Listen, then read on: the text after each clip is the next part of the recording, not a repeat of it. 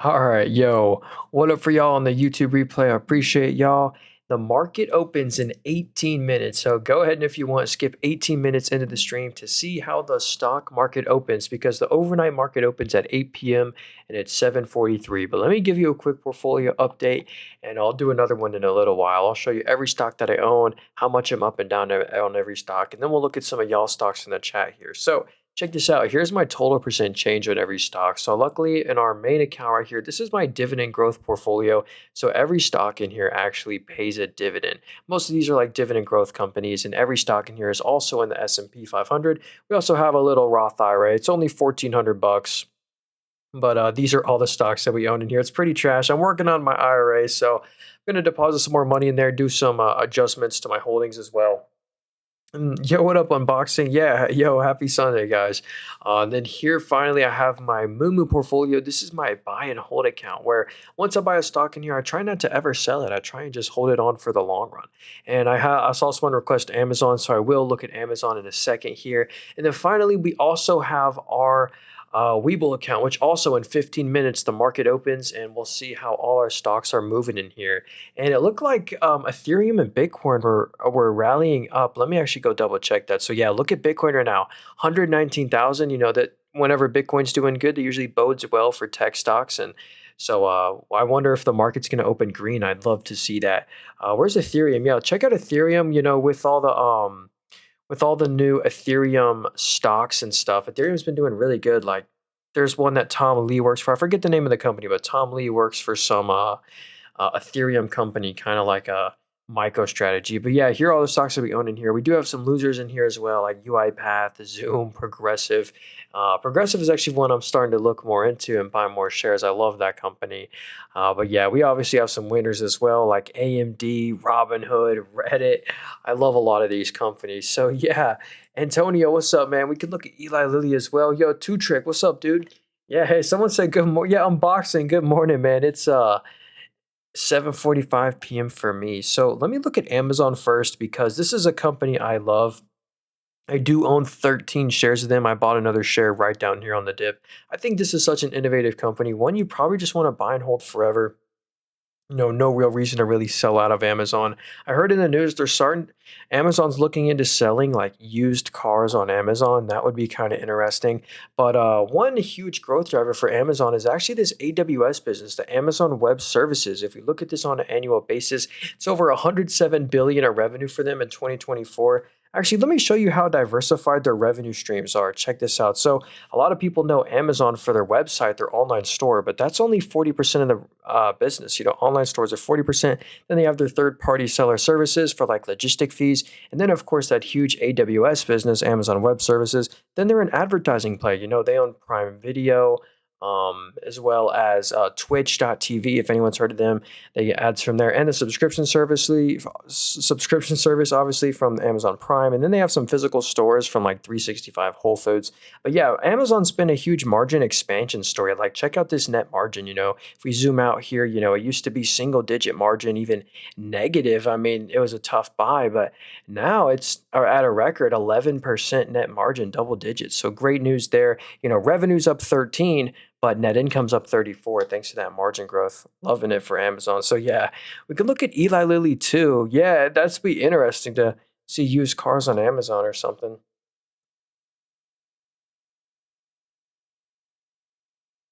Okay, so here's Eli Lilly. This company actually fell after really bad results from their weight loss pill. So as we know, there's like the weight loss like injections, but they were trying out this pill version and it just didn't have good results. And that's why the company lost over like 100 billion of market cap. I think that was overselling it because some of their other factors, other prescriptions are growing like crazy, like Mounjaro, for example. The growth here has been incredible. It grew 112% year over year, literally to a new record. You know, if we zoom out, you know, it literally was nothing back in 2022. It was 16 mil, now 3.9 billion just in the most recent quarter. Then, of course, they have Zepbound. This is the weight loss competitor to Ozempic. They made this one in 2023. Was 175 mil of revenue. Now it's 2.3 billion. This company literally just has the ability to create these prescriptions and they just get a bunch of sales. Like this next one, it's 9% of the business. Grew 10% year over year, not bad. Trulicity, Ooh, look at this one though. This one's down 25% year over year. Anywho, best part is actually the bottom line here. They made 5.6 billion in net income in the most recent quarter. So really strong profits there. You get a nice near 1% dividend with Eli Lilly as well. But also the whole healthcare space is kind of just in a lot of trouble. Like we see UNH. So healthcare has been a bit of an underperformer, but yeah, I think that one's worth looking into on the dip. Amazon's killing Walgreens as we speak. Yeah, Amazon has like an Amazon pharmacy business that yeah, anything you can get at Walgreens, you can pretty much get on Amazon. That's the crazy part. So yeah. Yeah, someone said, so Amazon also owns some publicly traded stocks. I forget what some of them are, but one stock that Amazon owns is IONQ. They own like 60 million of the stock, nothing game changing. But yeah, this is like just a quantum momentum name right now. They really don't have any revenue. Like, actually, well, no, I stand corrected. They actually just reported this. Hold on. Yeah, so they actually made 21 mil of revenue. That's actually decent, but still 20 million of revenue. Really good balance sheet thanks to share issuance. They've been able to fortify their balance sheet, so that's good news. Net income, obviously they're losing net income right now. But anyway, we want to see them continue this sales growth, but I wouldn't probably own that one individually, or I'd be super careful with it. It's high momentum, high, kind of high, really high valuation. So here's a cool one. Oh, we'll look at Walmart too. Walmart has a huge real estate portfolio, arguably a little better than Amazon in the first mile delivery stuff. I'll talk about Walmart in a second here. Do you expect a rate cut? I do in the next like 6 months. I do expect one. So here's PayPal stock. This is a huge buyback play. I think this will really impress you. So check this out. First off, there's some things that I don't love about this company. They're trading at a 14 PE right now. So that's like the lowest multiple they've ever traded at. And that's because they kind of lost their growth. Because if we go to the revenue, the revenue's up 5% year over year. Like single digit, mid single digit is all right. But the good news is they're super profitable, easily making a billion plus of net income every quarter. And what is PayPal doing with the billion plus in net income? Well, they're literally buying back their own stock like crazy. Check this out. They literally are spending like 1.4, 1.5 billion every quarter solely buying back their own stock. And here's what that does for you as a shareholder. So check this out. You see how the net income was up 11.79% year over year? The net income per share was up 19% year over year. Because the share part of the ratio went down. So net income per share is up 19, even though net income's only up 11. That's because of the buybacks. There's 8% less shares. Crazy, right? Anyway, here's a cool one. Palantir. Oh, wait, let me look at Walmart first. Then we can look at Palantir. Does PayPal have competition? Of course they do. PayPal owns like Venmo, for example, and Cash App is competitor. Anyway, here's Walmart. Wow, look at them. Walmart is nearing an all-time high.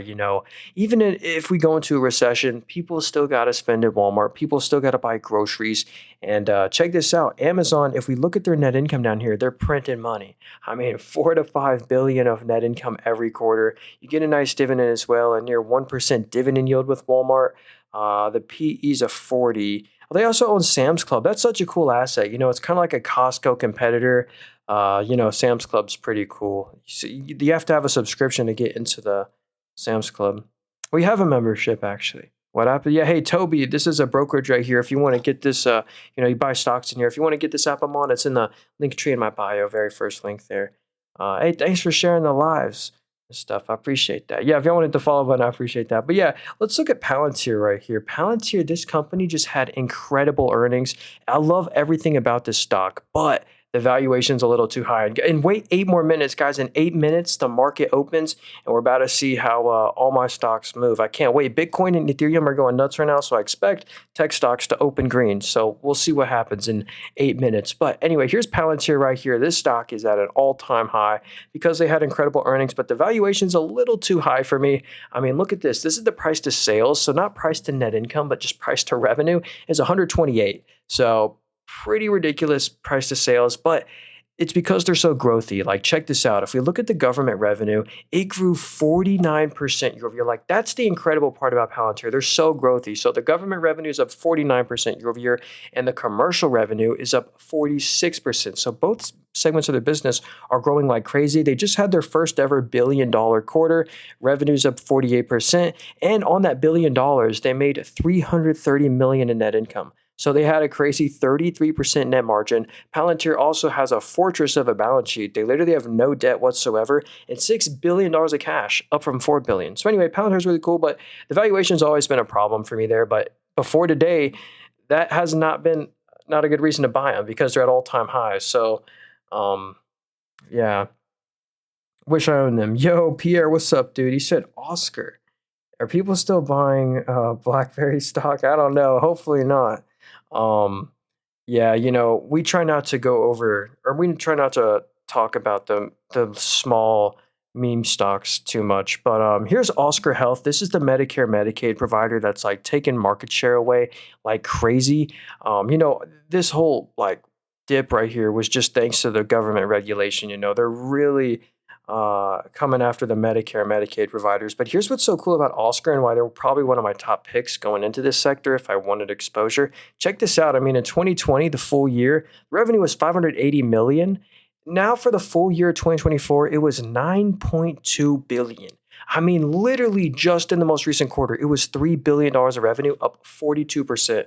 So just incredible growth on Oscar's sales, really taking market share. One thing they are still struggling with is profitability. Like they lost 200 mil this quarter, made 200 mil last quarter, then they lost another 150. So we're still wanting to see them make some consistent net profits. I think that's another reason why they've kind of been flat for a while. But that sales growth is so impressive. Yo, what up, B Mills? Look at Keeta. What's the ticker symbol for that one? Let's see. KEETA. I can't find that company. Give me the ticker symbol and I could probably find it. So someone said ASTS Space Mobile. To be honest with you, I don't love this stock right now. Well, let's see. What's the market cap? So yeah, a $16 billion market cap. I think they were revenue-less, but let me verify. Well, look at that. So it's just a tough buy, man. I'd like to see them actually make some real money, but yeah, 700,000 of revenue for a $16 billion company. They also are losing, 60 mil, 50 mil. I just can't pay that valuation for right now. I get the revenue is probably going to grow. Like, yeah, look at that. Okay, so here's the good news. It's 700,000 this quarter, but look, in 2 quarters, analysts are expecting it to be 23 million. So, okay, that's actually decent at least, but I don't love the revenue-less companies. I don't own any company that has no revenue. All right, let's see here. What do you think? Do you think SoFi has a strong moat? It because there's like 4 different parts of the moat, like the stewardship and like all this stuff. I do think it does to an extent. And here, I'll go ahead and show you this right here. They're in a unique position, actually. I do own SoFi, by the way, so I might be biased. But yeah, I have 24 shares of SoFi left. I want to show you why I think this company deserves to be doing as well as it's doing. So here's SoFi. Here's where the revenue comes from. They're a fintech. They have their own banking charter. Look at this right here. The financial services is the reason I love SoFi because look at the growth of this business. It has literally grown 101% from the previous year. That's the kind of growth I like to see, and that's what I trust in a company. And also, crazy news, they made literally 100 million in net income this quarter. So, really profitable company. I really like SoFi. Hmm. Okay, let's see here. KTA. Let's see, KTA stock. Yeah, I can't find that company, unfortunately. Maybe it's not an American company. I can't find KTA. Is it this one right here? This resources company? Unfortunately, I can't find that stock for you. Um, let's see here. Do you go to college? I go to college right now. Hey, remember, I'm not an expert, I sell nothing. I have no course, book, Discord, WhatsApp, Telegram. Watch out for people impersonating me. Only thing I do have is a YouTube channel. So again, if you want to support me, check out the YouTube channel. It's called Nathan Robert, also in the link tree in my bio. And yo, Tyler, thanks so much for the rose, man. I really appreciate that. Thanks for the little gift there, man. If you got a stock you want me to look at, Tyler, let me know. But here's Google stock. Yeah, I love this company. I do own some Google stocks, so I might be a little biased, but here's why I think they have room to go higher. Because look at this PE right here. The PE is a 21. I really feel like, for a Mag 7 company, this company has the ability to go to like a 23, 24 PE before it really starts to get crazy. And this net income is crazy. I mean, Google literally makes 20 to 30 billion of net income every quarter. They own Android, they own YouTube, they have the Google Cloud business. I mean, the Google Cloud business is going like growing like crazy. They own Waymo, they have their own quantum chips. And check this out. Google made 28 billion of net income just in the most recent quarter. What's Google, of course, doing with all the money? They're buying back their own stock like crazy. Like, check this out. They literally make like 15, 13 billion in net income every quarter. So incredible buybacks on that company. Really helps out the EPS, your return as a shareholder. So, hey, try not to spam, Matthew. I hear you, man. I don't know what to comment about that. Let's see. CoreWeave. Oh, yeah, let's check it out, Tyler. Thanks again. So let's look at CoreWeave. That's actually a stock owned by NVIDIA. So if you go to the NVIDIA portfolio right here, one of their, yo, what up, Mo? And Calvin. What's up, Calvin? Yeah, well, look at Dollar Tree. You focusing on S&P 500 or you have positions outside the US? I only have one stock outside the US, but yeah, I try to keep everything in the US. No way. Anita, thanks so much. No way for the heart, the gift. I really appreciate that, Anita. If you got a stock you want me to look at too, let me know. I got you. So here's CoreWeave right here. This is a company owned by NVIDIA. Just because NVIDIA owns a company, doesn't mean you should buy it. You should always go do your own research on it. And check this out. Here's, they just IPO'd, so there's not too much data. But here's one piece of data we do get that's very cool.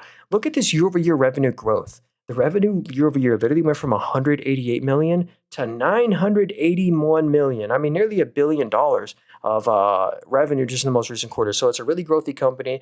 They also just acquired Core Z, some like a Bitcoin mining company. So they're very interesting.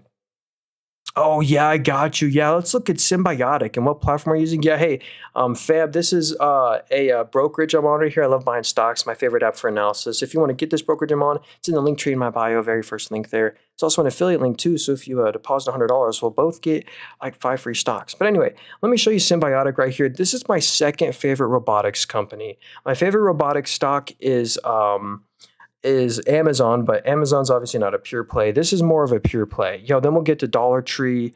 Austin, what's up, man? So check this out. Symbiotic stock. This is a warehouse robotics company, and their main customer is actually Walmart. And Walmart did something very smart. They had a huge partnership with them, and Walmart even decided to buy the company. Walmart literally owns 13.6% of all the shares that exist here. So pretty cool. This company has real IP, like real patents and real growth to the sales. Look at this. Revenue's up 25% year over year to 600 mil. One thing you still got to be careful with, they're not consistently making net income yet, but the trend is getting better and they can afford to have these small little $20 million losses, for now. They're chilling, especially with that growth. So Symbiotic, that's your warehouse robotics play. That one's a cool one. So yeah, what up? Let's see. Calvin said DLTR. This is Dollar Tree. Yeah, did y'all know Dollar Tree was publicly traded? Yeah, we'll try and get to the trade desk and MU. I want to get to all these stocks. Sorry if I don't get to all of them. But here's Dollar Tree. Let's see how they're doing actually. So revenue is, that looks weird. So yeah, this company makes usually 200 to 300 million in net income every quarter. Looks like they had a little one-time adjustment last quarter. Like, look, it says negative 3.7 billion.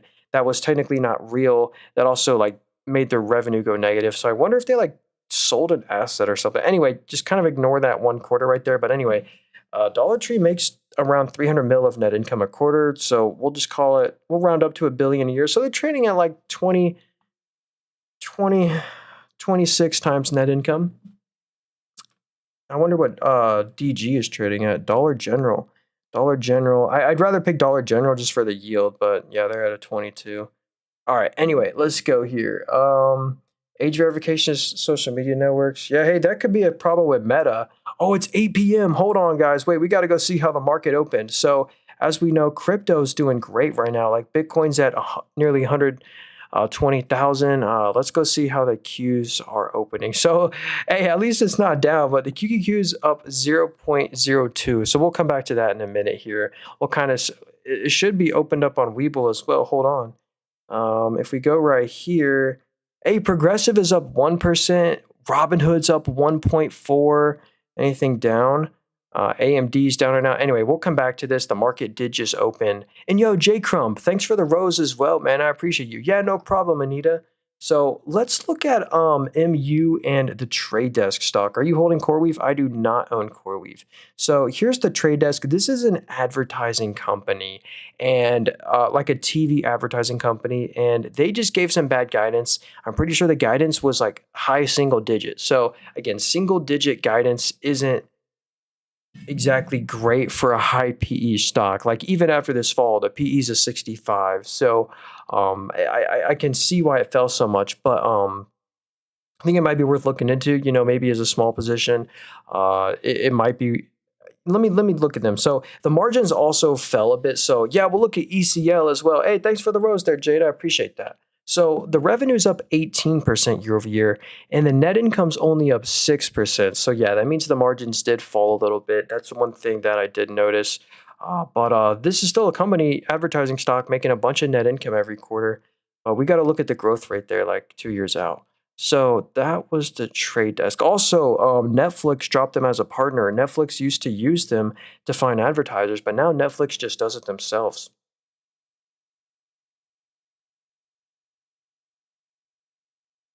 Okay, sorry. I'm drinking my tea here. Are you into crypto? If so, what do you think about XRP? I actually do not own any crypto at all. But let me show you this. But I kind of regret not owning any Bitcoin because it's done great. So here's ticker symbol ECL. This is Ecolab. Look at that. The stock is nearing all-time highs right now. They have a nice yield, a 1% dividend yield, safe payout ratio. PE is a 36. So it looks like they own Global Water. I guess so. Let's see how that's doing. I mean, I guess you get exposure to water, global, institutional, and specialty.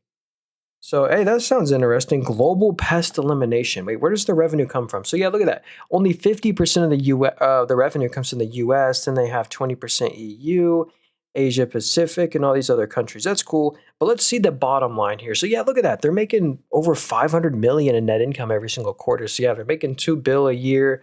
Yeah, they're interesting, and they share some of this to you in dividends. Let's see, are they doing buybacks? They bought back about 1% of the company as well in the past year. Not too bad. So Mo said Reddit stock. Hey man, I love this stock right here. And I do own them, so I might be biased, but I love Reddit for these reasons. If we judge Reddit from a financials point of view, this is a really great company in my opinion. Like, check this out. So again, forget the name Reddit. Look at the growth here. After growing 53% the previous year, revenue's up 77% to a new record. 500 million of revenue this quarter, and on that they made 90 mil of net income, a new most profitable record every quarter. And also look at this monster balance sheet. They literally have no debt at all. This is a debt-free company with $2.06 billion of cash on hand. So a completely debt-free, growing 70% year over year. Most profitable ever on net income and free cash flow. Look at this. That's what FCF stands for. Yeah, easy, man. Free cash flow is up 300% year over year. So Reddit, I can see why they're at all-time highs. Incredible numbers. So they're no meme. They keep growing like this. When does the market open? Technically, the market opens at 9:30 tomorrow, but we are able to see the overnight market. So not like officially the market's open, but we could buy and sell stocks right now. And check this out. Looks like the S&P is up 0.05. Nvidia's down. Qs are up 0.03. So we'll come back to this as there's more volume. I mean, the market's only been open for 6 minutes, and there's not too much volume in the overnight market. Starbucks after Swiss tax. What is the Swiss tax thing?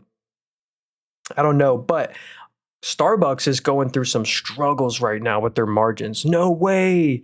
Tengrica, no way. Thank you so much for the rose there, that gift. Thank you so much. Yo, if you got a stock you want to look at, let me know. I got you. Yeah, we'll check out Apple stock. We'll look at STAA. Yeah, I want to try and get to all the stocks here. But here's the kind of unfortunate news about Starbucks and why I would be careful to buy this one. It's the safety of their dividend. So check this out. If we look at the net income year over year, net income is down 47%. Like, look at this collapse. They used to make easily over $1 billion of net income a quarter. Now they only made 558 million. So here's the thing. Remember that. They made 588 million of net income in the most recent quarter. Their dividend cost them 693 million of net income every quarter. So Starbucks literally has to at least make 700 million of net income every quarter. to just pay the dividends. So they couldn't afford the dividends basically the past 3 quarters. So they had to like pay it off with debt, or so that all their net income is being eaten up to the dividend, which is just unfortunate about Reddit. Starbucks. So yeah, yo, what up, Mac? Yeah, hey, happy Sunday. So STAA, then we can look at Apple. So this is Star Surgical or something. Looks like the stock rallied up. Did they get acquired or was it just reporting earnings? I don't know.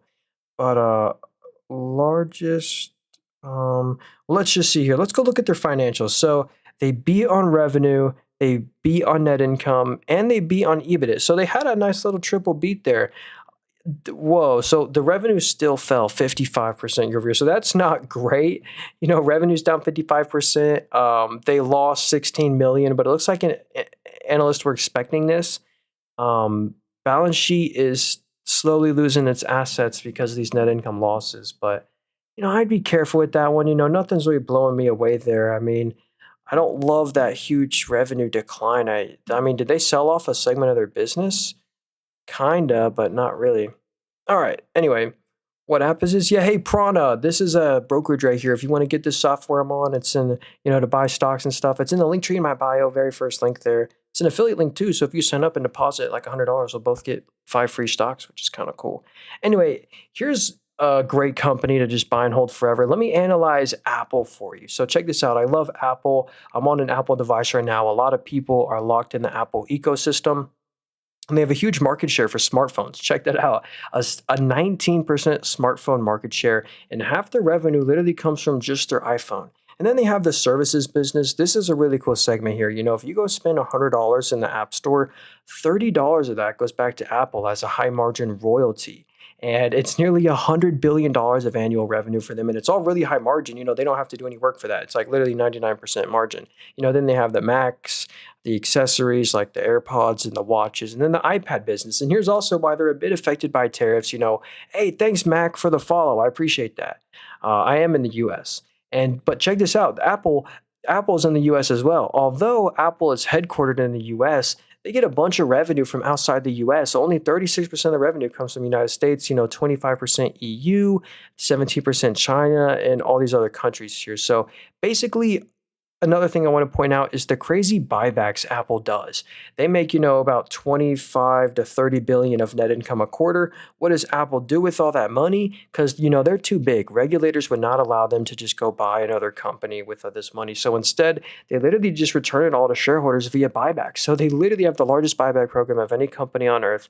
They spend $100 billion of net income a year solely buying back their own stock. And check out what that does for you as a shareholder. So the net income is up 9% year over year, but your return through net income per share, since you're a shareholder, you're up 12% year over year. So that's the power of the buybacks at Apple. Plus they have a dividend. So that's pretty cool.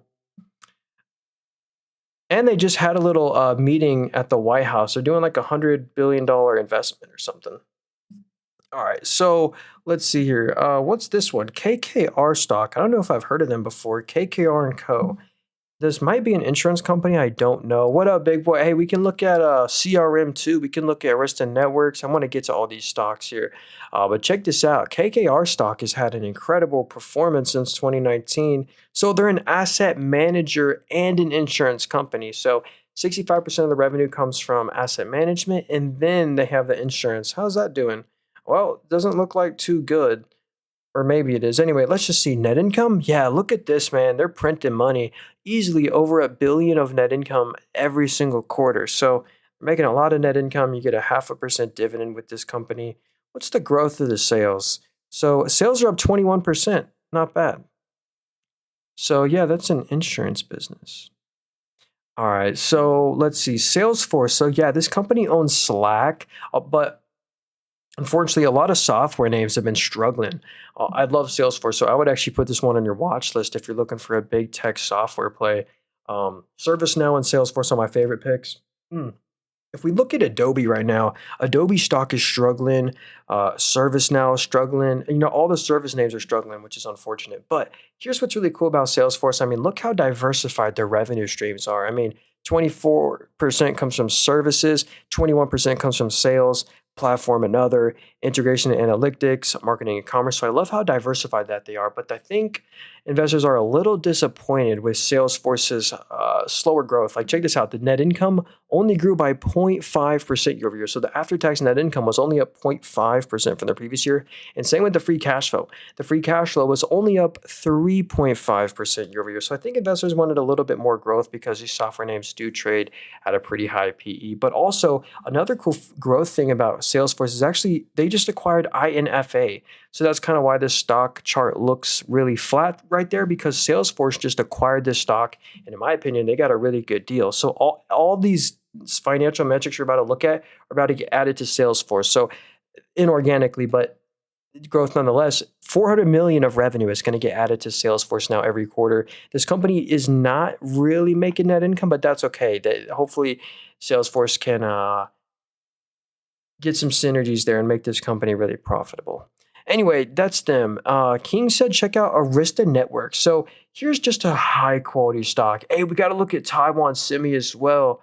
They've been rocking PC gaming hardware. Hey, what up, Corey? So here we see here Arista Network is at all-time highs right now. So first off, congrats if you own this company. And here's why they deserve to be at all-time highs right now. I mean, if you look at the financials of a company, usually it explains why a stock is either doing really good or really bad. So look at this. The revenue's up 30% year over year, but the net income's up 33%. I mean, wow, look at that net income. They're making $888.8 million of net income in the most recent quarter. We can also just see this from like the analyst expectations. The orange line is what analysts expected. They had a nice beat on revenue, huge beat on net income, which is EPS, huge net income beat, and EBITDA beat. So that's why that one's doing so great, and a fortress of a balance sheet. So yeah, that one deserves to be at all-time highs. So here's Taiwan Semi. Man, I love Taiwan Semi right here. This company's at an all-time high, and I believe, not financial advice, of course, I think they're just going to continue to hit new all-time highs, because look at this PE. This is a 25 PE stock. I mean, I think it could go up to a 28, 29 before it really tops out at a new all-time high. And look at this market share. They make those 5 nanometer wafer chips. I mean, they're in everything, like your car window and your washing machine. And look at this market share. It went from 61 to 67. Huge market share increase, and look at the net income they're making.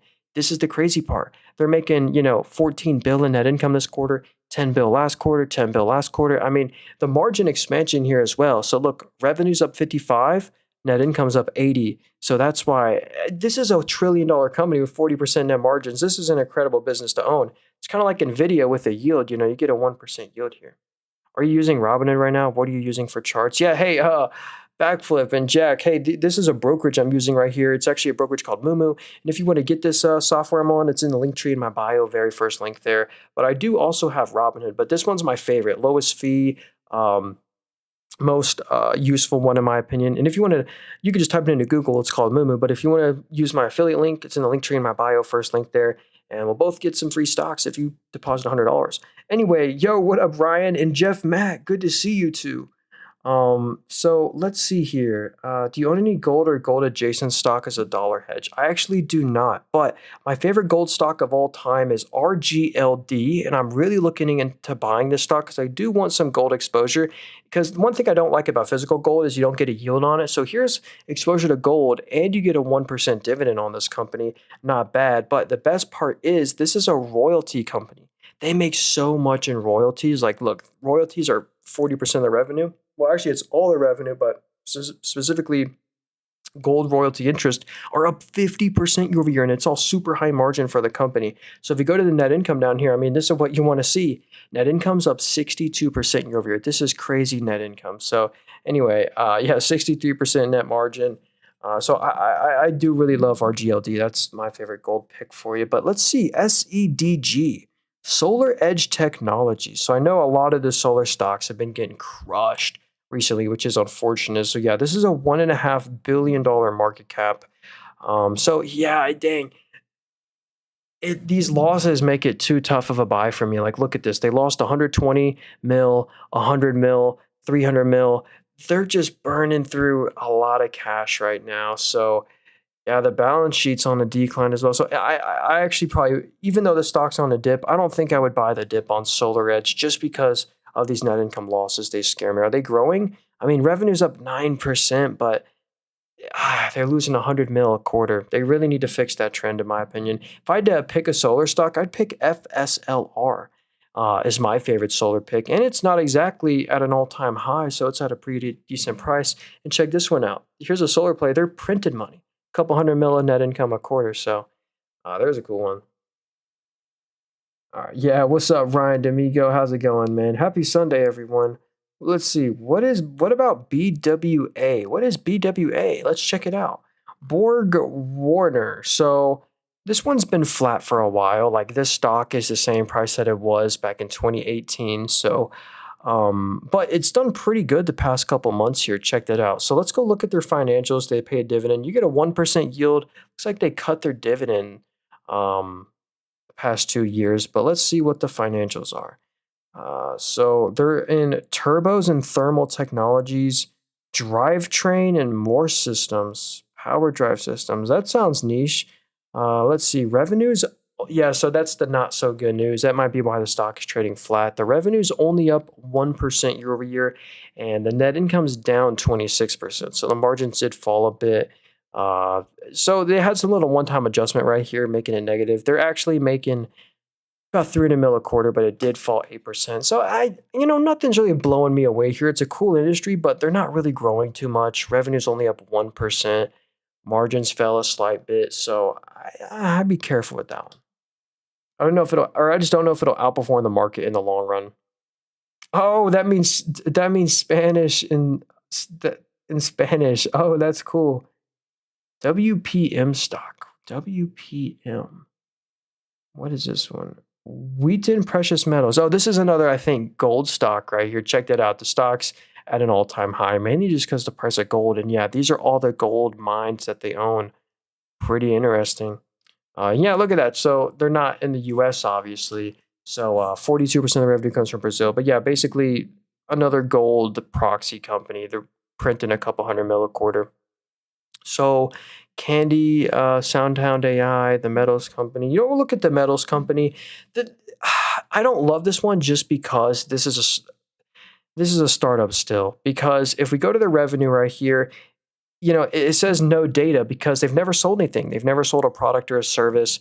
They're still a startup. They're trying to make these robots that suck the nickel and all these different rare earth minerals from the ocean water. They're losing 20 mil a quarter with no revenue, with more liabilities than assets now. They used to have a pretty good balance sheet, but then it reversed this past year because of the losses. So I'd like to see that one finally make some revenue. So someone said SoundHound AI. Let's check this one out. So SoundHound AI, I bought X3 gas at the worst time. Yo, dang mail. Hey, is there a ticker symbol for that one? Maybe I can check that one out if you want me to look at that one, or if you got a different stock you want me to look at. Against assets you borrow, like what you have. There are options too. I just don't do that. But anyway, here's SoundHound AI. If you own SoundHound AI, what's the app called? Yeah, hey, Megazar, I saw a few people asking. I'm actually on a brokerage right here. It's a software called Moomoo. If you want to get this brokerage I'm on, it's where you buy stocks and stuff. It's in the link tree in my bio, very first link there. Or you can just type into Google Moomoo. It's also an affiliate link too. So it'd help me out. Anyway, hear this. So hear me out now. Hear me out on this. If you own SoundHound AI, there's one thing you want to look at, and that's the subscription service. And that's 85% of the revenue. This has been the main growth driver. Like, check this out. Literally a year ago, the revenue was nothing, 600,000, 500,000. But in the most recent quarter, it was 25 million, up 585% year over year. So really big growth on that. And also, they beat on analyst expectations like crazy. Analysts were expecting 32 mil. They made 42 mil. So pretty good growth on that one. But they're still losing quite a bit in net income right now. So you do got to watch those net income losses. Tangrika said QuantumScape, QS stock. So this is another one. This is another rare earth mineral play. I think the U.S. government is helping this company out. Same with MP Materials. But this one might still be a startup as well. Mm-hmm. So here's the unfortunate part. We go to revenue here. This is still a revenue-less company. So there is no revenue there, and they're losing quite a bit of money. So luckily, they have a really good balance sheet and can afford it. But notice how the assets kind of trickle down every quarter. That's because of those net income losses. Yeah, look at that. Cash pile is down 15% year over year. So I'd like to see this company finally make some revenue, but I think that's going to happen like in a year or two down the line. But so I think that it's a tough hold just because of the fact that they don't sell anything right now. Um, Hey, what up, AC? He said SBET stock. Do you only like growth stocks? No, I love all kinds of companies. Oh, let me go check out Robinhood real quick. Here's my dividend portfolio. So every stock in this portfolio actually pays a dividend. So this is my dividend growth portfolio, though.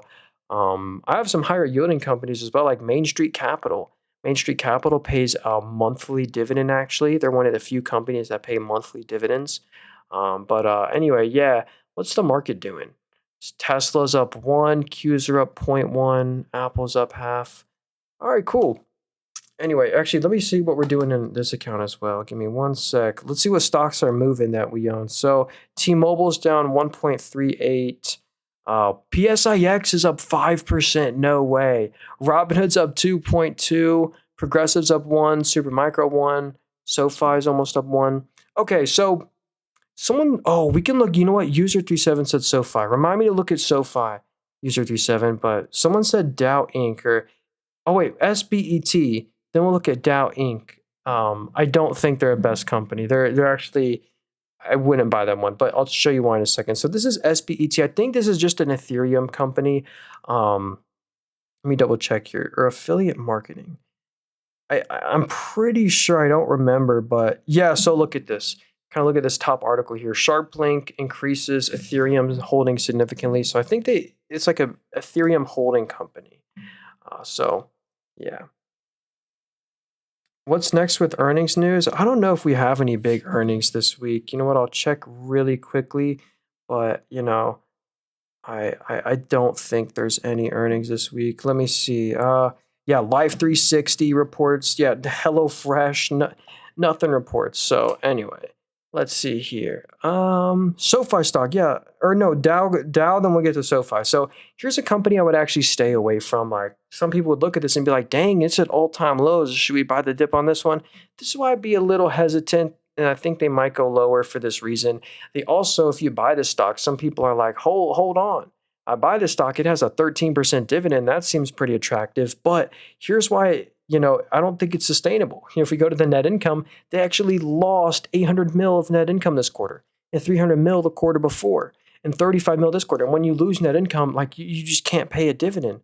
So this one's at a really high risk of a dividend cut, in my opinion. So that's one thing I'd be really careful here with, specialty plastics, industrial intermediates. So, they just sell commodities. So I would be careful with that one. That's the Dow Chemical Company. They chopped the dividend in half a week ago. Oh, really, Jack? Oh, thanks for telling me that. So that company cut their dividend. That's great news, actually, because they couldn't afford a high dividend anyway, and they don't need a huge 10% plus dividend yield because no investor needs that. So here's KEX. Yo, Angela, thanks for the rose. I really appreciate that. So here's Kirby. This is KEX stock. This one, I think, is exposed to the oil and gas industry. Let's go find out why they tanked right here. Let's see. So, marine transportation. And they're also in distribution and servicing. All right, let's see. What's their revenue coming from? All the revenue comes from the U.S. They beat on revenue. They beat on net income, and they missed on EBITDA slightly. So I don't know why the stock fell so much. Maybe it was bad guidance. Again, this one's kind of slow growing here. The revenue's up 3, net income's up 12 though. So that means they are growing their net margin. That's pretty good. But yeah, good news here. They're making net income every quarter. So very profitable company. Pretty good balance sheet as well. Cash flow did fall 70%. So maybe investors had questions around that. But overall, I think that one might be worth looking into. I do like that one. It might just be a bit of a slow grower. What are you using to see the candles? Oh, I'm using hollow candles. Been seeing a lot of advertising for this random Labubu product. Is there a stock for it? I don't think so. I don't know. I know Louis Vuitton is.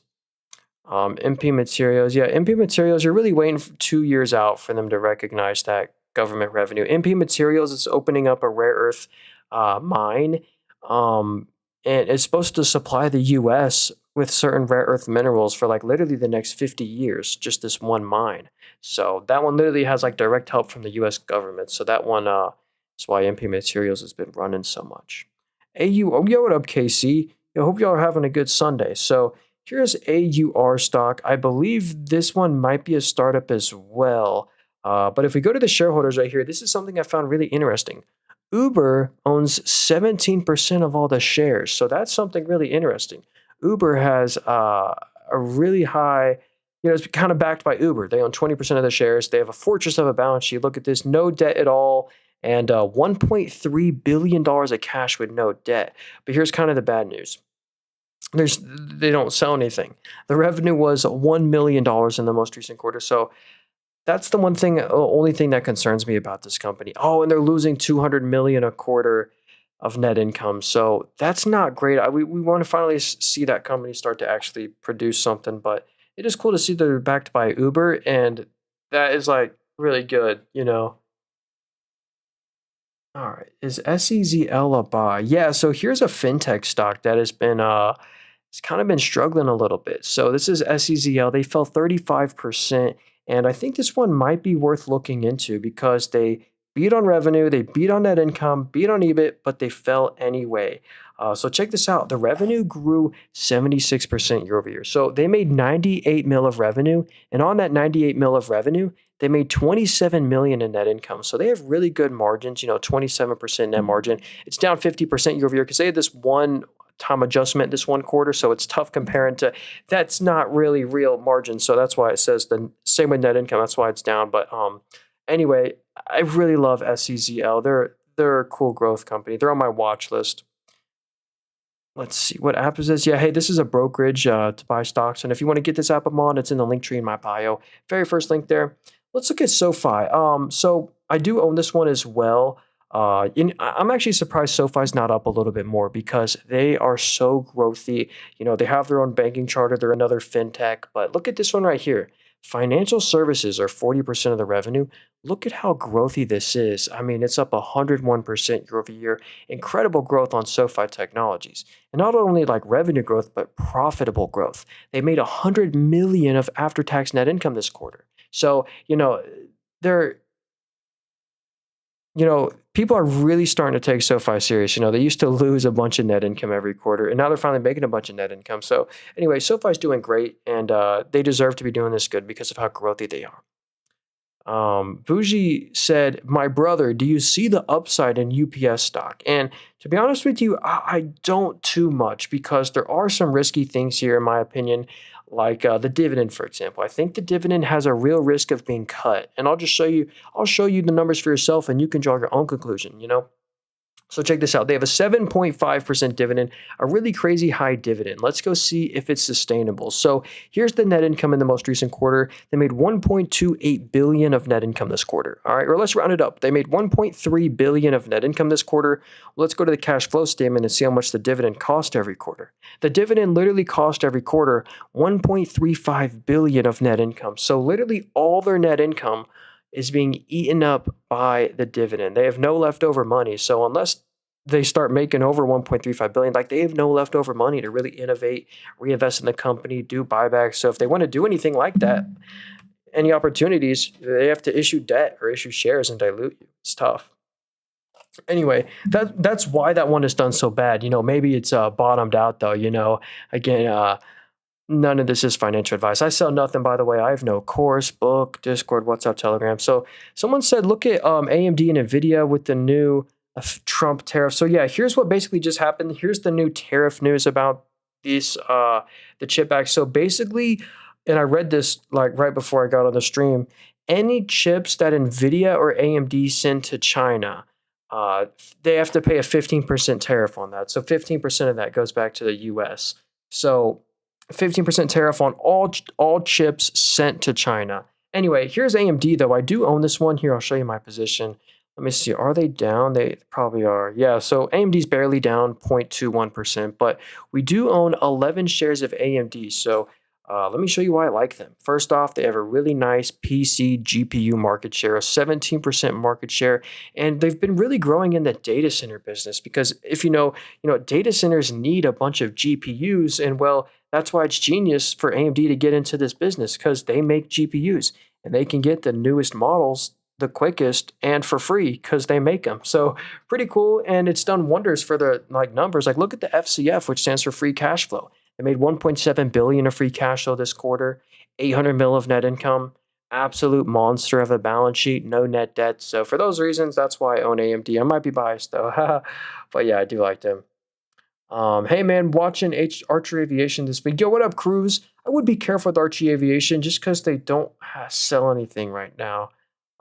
Let's see. WLDN. I had this stock and sold at $41 like a dummy. Dang, look at this stock right now. This one's at an all-time high. That's unfortunate, Mac. Um, yeah, wow, they're up 27% on Friday. Let's see if we can find out why. Yeah, huge beat on revenue. So look, analysts were expecting 160. They made 173. Oh, huge net income beat, huge margin expansion. That's nuts. So look, analysts were expecting 50 cents and they reported a dollar. So they beat by 100% on net income. Look at that growth. So yeah, that's usually if you just go look at just spend 30 seconds looking at the financials, it usually explains why the stock's either doing really good or really bad. So yeah, dang, that one's really nice. So you know what? We'll look at Archer Aviation. ACHR. This is owned by Kathy Wood and some other ETFs. Or let's see what ETFs own them. Or it's down here actually. Shareholders, ETFs. So this Archer Aviation is 6% of the ARKX ETF. Let's see their top holdings. Rocket Lab, Aero Environment, Palantir, and then Archer Aviation. Anyway, let's go analyze Archer Aviation. Unfortunately, there isn't too much for me to look at here because they don't sell anything. Oh, but look at the largest shareholder. The largest shareholder is Stellantis, which I think owns Jeep and Dodge. And then there's ARK Investment, which is the ETFs we were just looking at. But here's the kind of bad news I was talking about here. When we go to revenue, it says no data because this company unfortunately doesn't sell anything. They don't sell a product or a service. And they're losing a couple, like 100 mil a quarter. So look, they can afford it though. They have a monster balance sheet as well. No debt and $1 billion of cash and no debt. So I wonder how they're growing their cash every quarter so much with no revenue. Anyway, there's some good and bad news about that. So someone said, where was that stock? Oh, I missed it. Hey, what up, Bob? What's up? Hey, thanks, Ryan. Where did that stock go? I missed it. Oh, Pan W. Yo, Sodi, what's up, dude? So he said Pan W. That's Palo Alto Networks. That is a stock actually owned by Nancy Pelosi. So if we go to the Nancy Pelosi portfolio, as you know, these super investors got to make all their trades public by SEC law. But PANW, Palo Alto Networks, is one of the top cybersecurity picks, in my opinion. And if you're looking for exposure to cybersecurity, this might be one of the best plays out there. They're also a huge subscription business. So check this out. 54% of the revenue comes from their subscription revenue, and it literally just hits a new record every quarter. I mean, this is the kind of company I trust. Look at that. Just every year just hits a new record after record. So the subscription revenue is great there. They're pumping out free cash flow, 500 mil plus a quarter. The net income's a couple hundred mil a quarter. So that's a top cybersecurity pick. CrowdStrike as well. CrowdStrike's another cybersecurity name that I think is worth looking into. CrowdStrike is still seeing some losses from that outage that made every U.S. plane in the U.S. have to land. So let's see. Hey, Bob said Nebius stock. Hey, you know what? Let's go back to the NVIDIA portfolio right here. Check this out. And no way. Hey, Cruz with the $1.99 super chat. Yo, look, check this out. Thank you so much, Cruz. Hey, by the way, if y'all want to support me, just go to the YouTube stream, watch it from there. But thank you so much, Cruz, for the $1.99 super chat. All right, so if we go to the NVIDIA portfolio, one stock I actually really like is Nebius. And again, NVIDIA owns this one. Don't just buy a stock because NVIDIA owns it. Go do your own research on it. And when we go do our own research on Nebius, we see something very impressive. Look at this growth. I mean, the revenue literally went from 15 million this time last year to 105 million That is ridiculous revenue growth. And on that 105 mil of revenue, they made, oh, well, actually, that was some one-time adjustment. They made 500 million of net income. Now, there was some little trick there, but they actually lost money this quarter. So we're still waiting for them to get net income positive, but that growth of the sales is just ridiculous. How do you see the Nancy Pelosi? Yeah, hey, you go to the Discover tab, and then you click Insights, and then you can see all the super investors. Yeah, these are all people that have to make all their trades public by SEC law, and you can see all the trade by individually and the weightings of all their portfolios and stuff like that. And and the performance like to the market, and you can like batch trade it, whatever. Anyway, um, pretty cool. Anyway, let's get out of here though. Let's see here. I prefer Cloudflare. Yo, Cruz, if you got another stock you want me to look at, let me know though. Thanks again.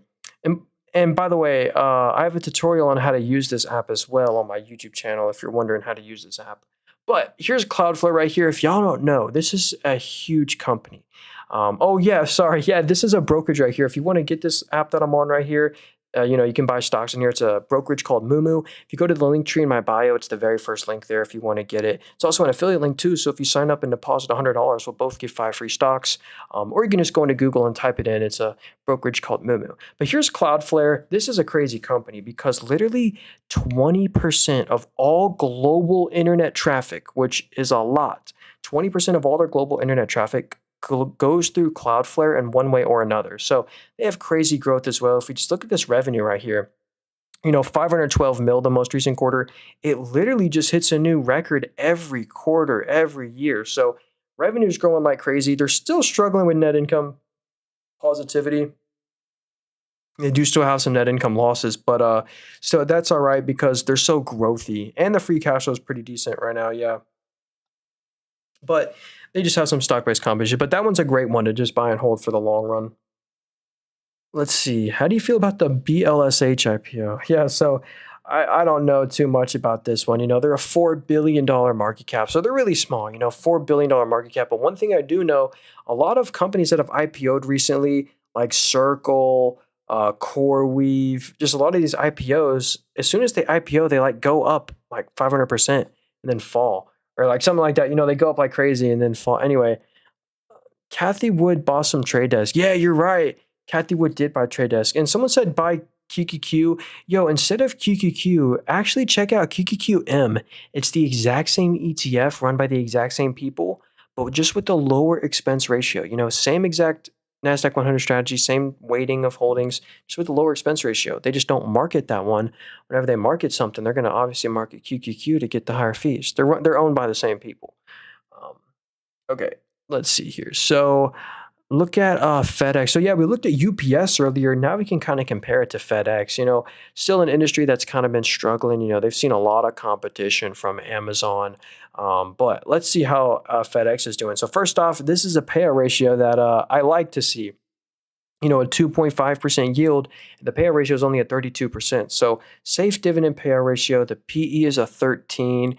Kind of see a cool stat here. Average revenue per parcel is $24.41.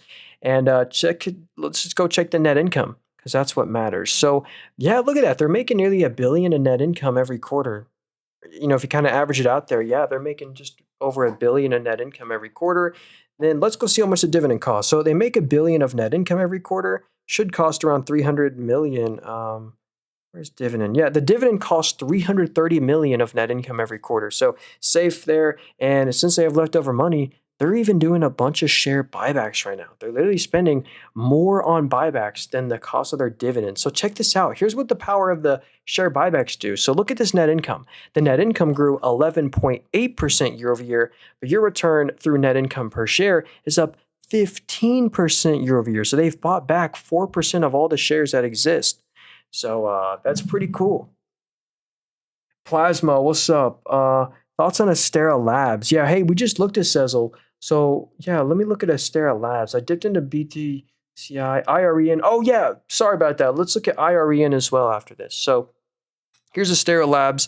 This company absolutely deserves to be at an all-time high, in my opinion, and here's why. Check this out. If we look at this company's, well, first off, what the analysts expected versus what they reported was huge. They beat on revenue, they beat on net income by over 100%, and they beat on EBITDA. So triple beat, and look at this growth. I mean, this is why they deserve to be doing so good. Revenue is up 150% year over year.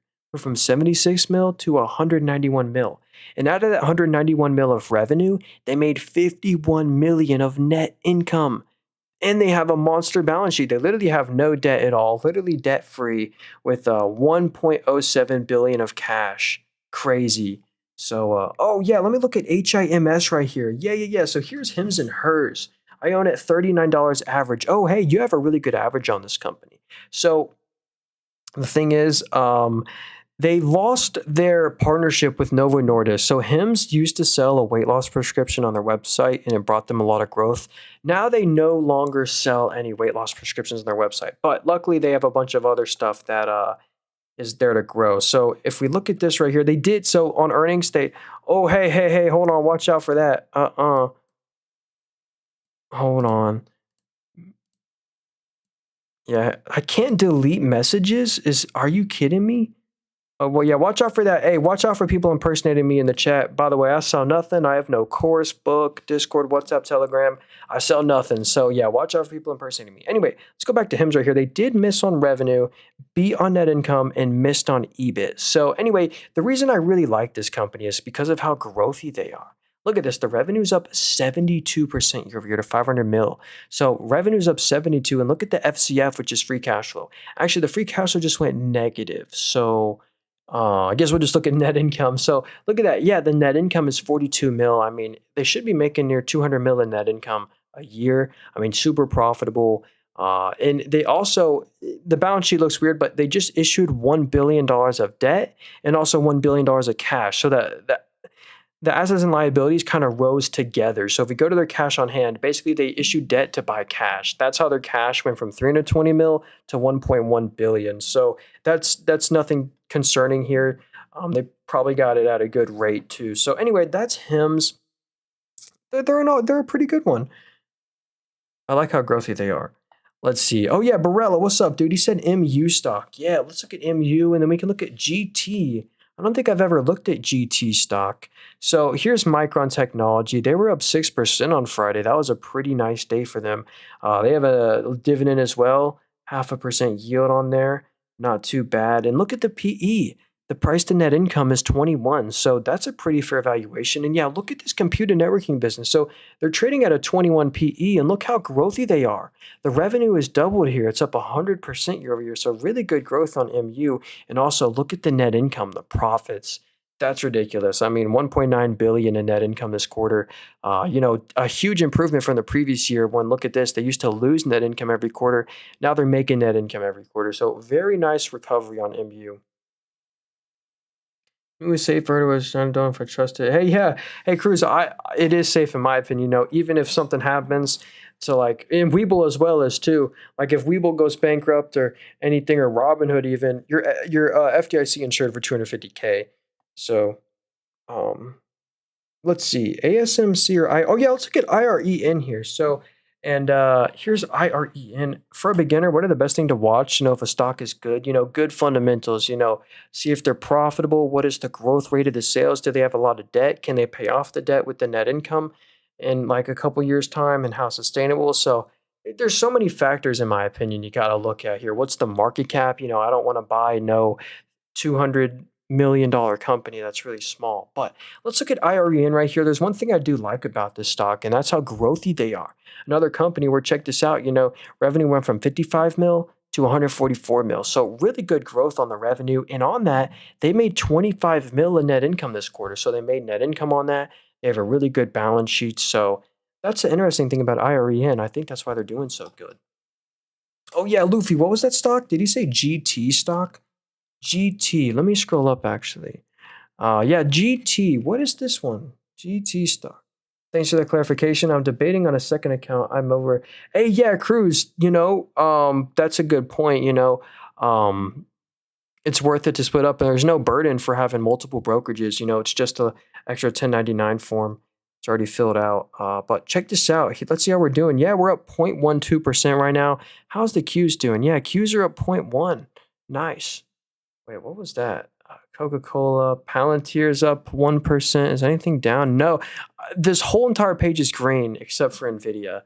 But anyway, let's look at GT. This is Goodyear Tire and Rubber. So yeah, this is that tire company. Let's see. The stock unfortunately has not been doing too well. Look at that. Stock is nearly at an all-time low. So that is a bit unfortunate. But the net income's so look, this is actually a one-time adjustment. I thought this was real. You really want to look at the operating profit. So here's the bad news. It's down 67%. So yeah, look at that. That makes more sense. Revenue's down 2.5% after being down 6% from the previous year, and the profits fell 67%. So they kind of just lost their growth, and I think that's why the stock has been struggling. That's why it's pretty much at all-time lows because they're just not growing. So yeah, I would be careful with GT. I can see why they gap down. Let me see here. So if we look at the EPS right here, yeah, look, it's going to say 87 cents of EPS, but it was way less than that. They had a little one-time adjustment. Anyway, yeah, I'd be careful with GT. What app is that? Yeah, hey, Rohan, I'm on a brokerage right here, a software called Moomoo. If you want to get this app, it's in the link tree in my bio, the very first link there. It's an affiliate link too, so if you sign up, we'll both get 5 free stock. Growth is oh, is growthy a technical term? Yo, hey, again, I'm not an expert here. I'm just on here to give my opinion. Here's a gym stock. So I used to actually have a subscription to Lifetime Gym, and it was a really nice gym.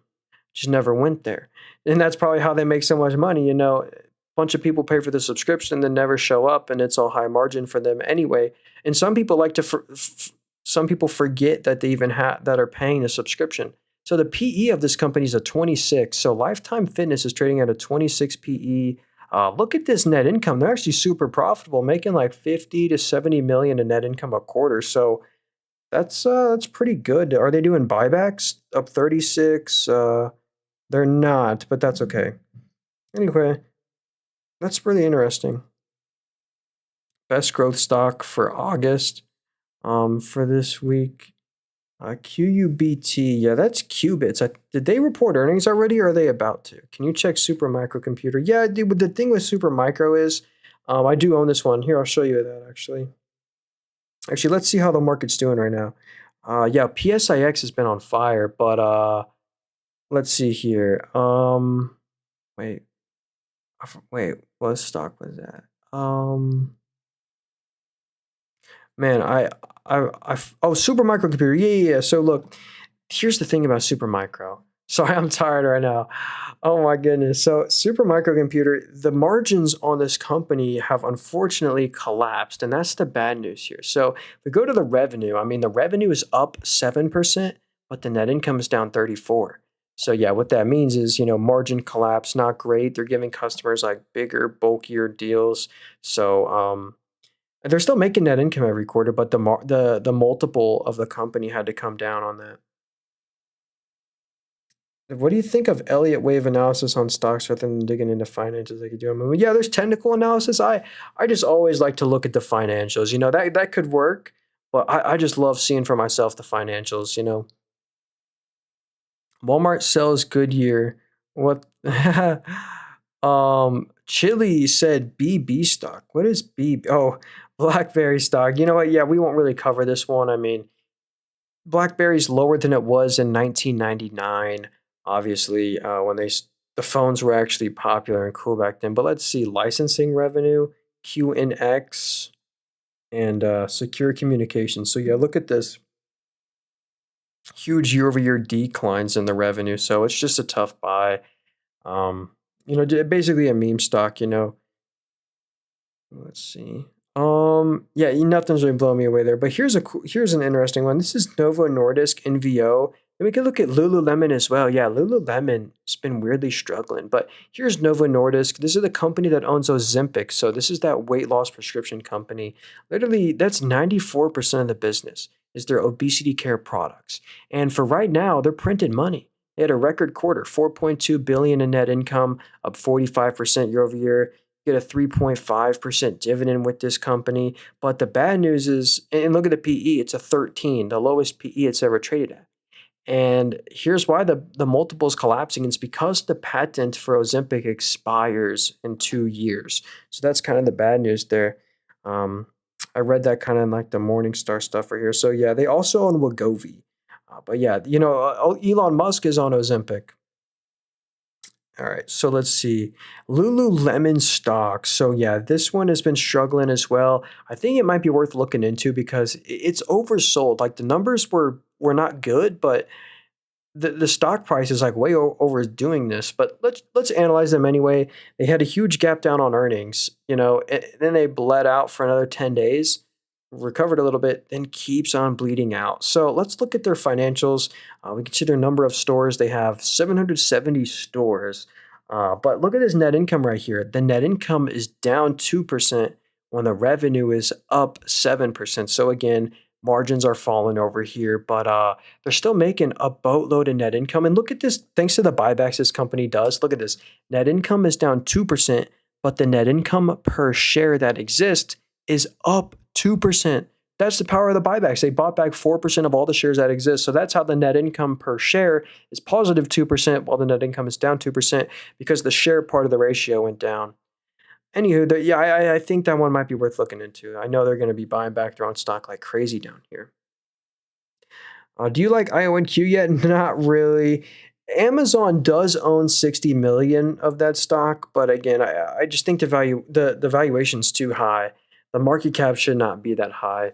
But it's just a momentum stock at this point. Like you could definitely make money on that stock, but I don't think that's one you want to just buy shares of and just hold on to and never sell. What are the two apps you're using? Yeah, hey Ryan, all the apps I'm using are in the link tree in my bio. The very first link and the second, or the third link, I think. The first link and the third for these two apps. My main app right here is my favorite one. Very first link there. But anyway, they're two brokerages. But anyway, here's GKOS. I've never heard of this one. Stock hasn't been doing too well either. They have no dividend. What did they sell? So corneal health and glaucoma. So let me get my water here. I'm so sorry.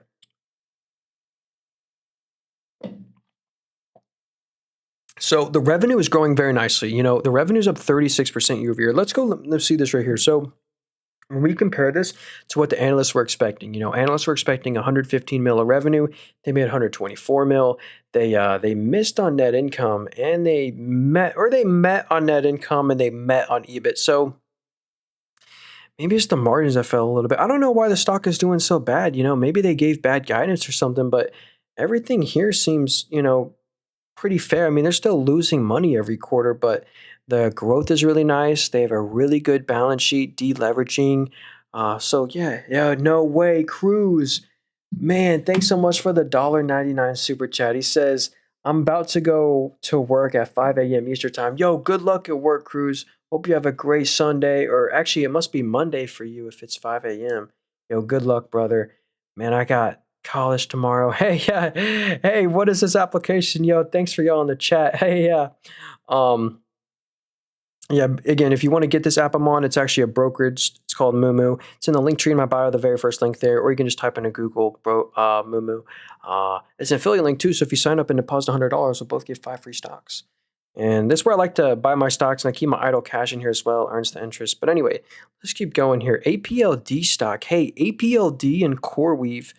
That one too. That's actually 2 stocks owned by NVIDIA. So if we go to the NVIDIA portfolio right here, and hey, Cruz, if you got a last minute stock you're going to look at, let me know if you're not already gone. But thanks again for the super chat, Cruz. I really do appreciate that. But let's check this out. So if we go to NVIDIA's portfolio, they own CoreWeave and APLD. And here's the thing.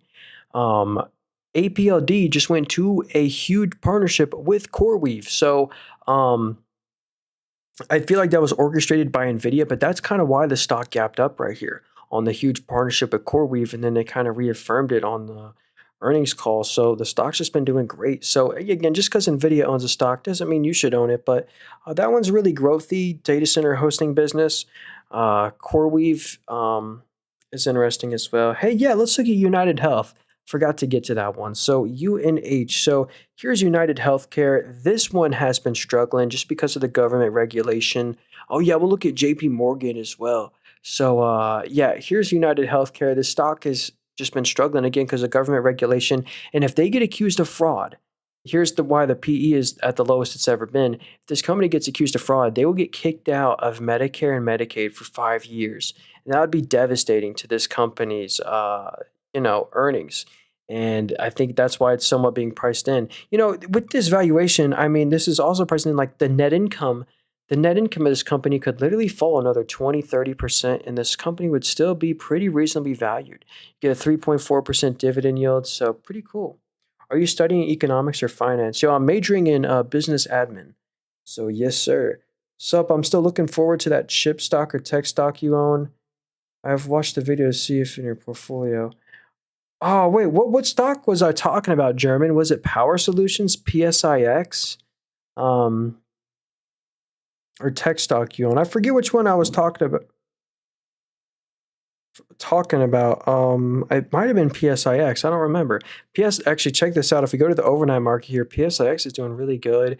Same with Disney is actually recovering. Robinhood's up 2.5. So uh, let's see. VOO. Hey, that's an ETF, so we can just look at a VOO stock. Um, this is the S&P 500 ETF. Basically, I love this. This should be like the backbone of your portfolio. It compounds your money at 8% a year. So here's kind of the goal of investing. You turn $100 into 108 in 1 year. And then from 108 to 120, compound it, and then 120 to 150. It's not get rich quick. It's preserve and slowly build. And here it's top holdings. It's market cap weighted. So obviously NVIDIA is the largest company in the world. So NVIDIA is the largest stock in here. Then Microsoft, then Apple, Amazon, Meta, Google, Broadcom, all those other companies. So yeah. Let's see. CSX stock. It was this morning. You know, I can't remember, German. It might have been Marvel Technology. Could have been that one. That's a really cheap chip stock. Taiwan Semi is one I love as well. I'd happily own both of those. So here's CSX Corp. This is a railroad, I believe. So yeah, basically they have a monopoly on one. I think it's on like the East Coast. They have a 1.5% dividend, only a 26% payout ratio. So they do have a safe dividend payout ratio. The PE is a 21. That's fair. So yeah, look at that. Rail is 95% of the revenue. Then they have some trucking revenue. Wonder how that's doing. But anyway, if we go to the net income right here, it's so consistent. They're usually making like 7 to 800 million of net income every single quarter. So pretty good numbers on that one. It's basically just exposure to the railroad industry. Let's see here. Oh, can we look at Lucid and Neo, please? The thing is, those are two picks. I can't buy either of those companies. Like here's Neo, for example. This one specifically is the worser pick of the two. Oh, we gotta look at JP Morgan. I'm sorry. Like here's the thing. Like let's just think about this logically. For example, like look at this market cap in the top right.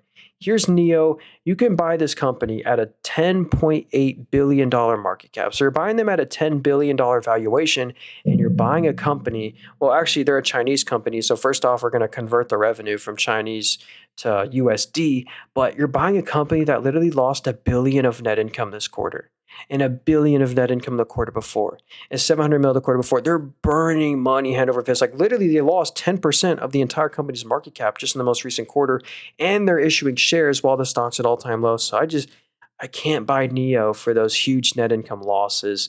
Even though the stock's at all-time lows, and it could have a little RSI bounce, those net income losses just scare me. That's the only thing there, Alex. Yeah. Me personally, I always like to look for profitable companies, it gets really risky with those companies that are losing like $1 billion a quarter. They really need to reverse that trend. They got to reverse it soon or something bad's going to happen. Something bad's already happened. Their stock's at an all-time low for a reason. But anyway, here's JP Morgan. Check this one out. This stock is at an all-time high. This is a great bank stock. And check this out. If you look at the dividend, you get a nice yield here. A 1.9% dividend, safe payout ratio. JP Morgan prints money. Check this out. If we go to the after-tax net income here, look at this. I mean, nearly 14 to 15 billion of net income every single quarter. It's so consistent. They're in commercial and investment bank. consumer banking, and wealth management. How's the wealth management doing? That's up double digits, 12% year over year. So anyway, JP Morgan's just too big to fail. I mean, they're printing money, so yeah, they deserve it. Um, let's see. What would you do if you were the CEO of UPS? Yeah, I don't know anything, so I don't know. I would play around with the financials, but I would no. I would let me as the CFO, not the CEO. I'll be the chief financial officer. But anyway, here's Morgan Stanley. Here's another bank. We just looked at JP Morgan.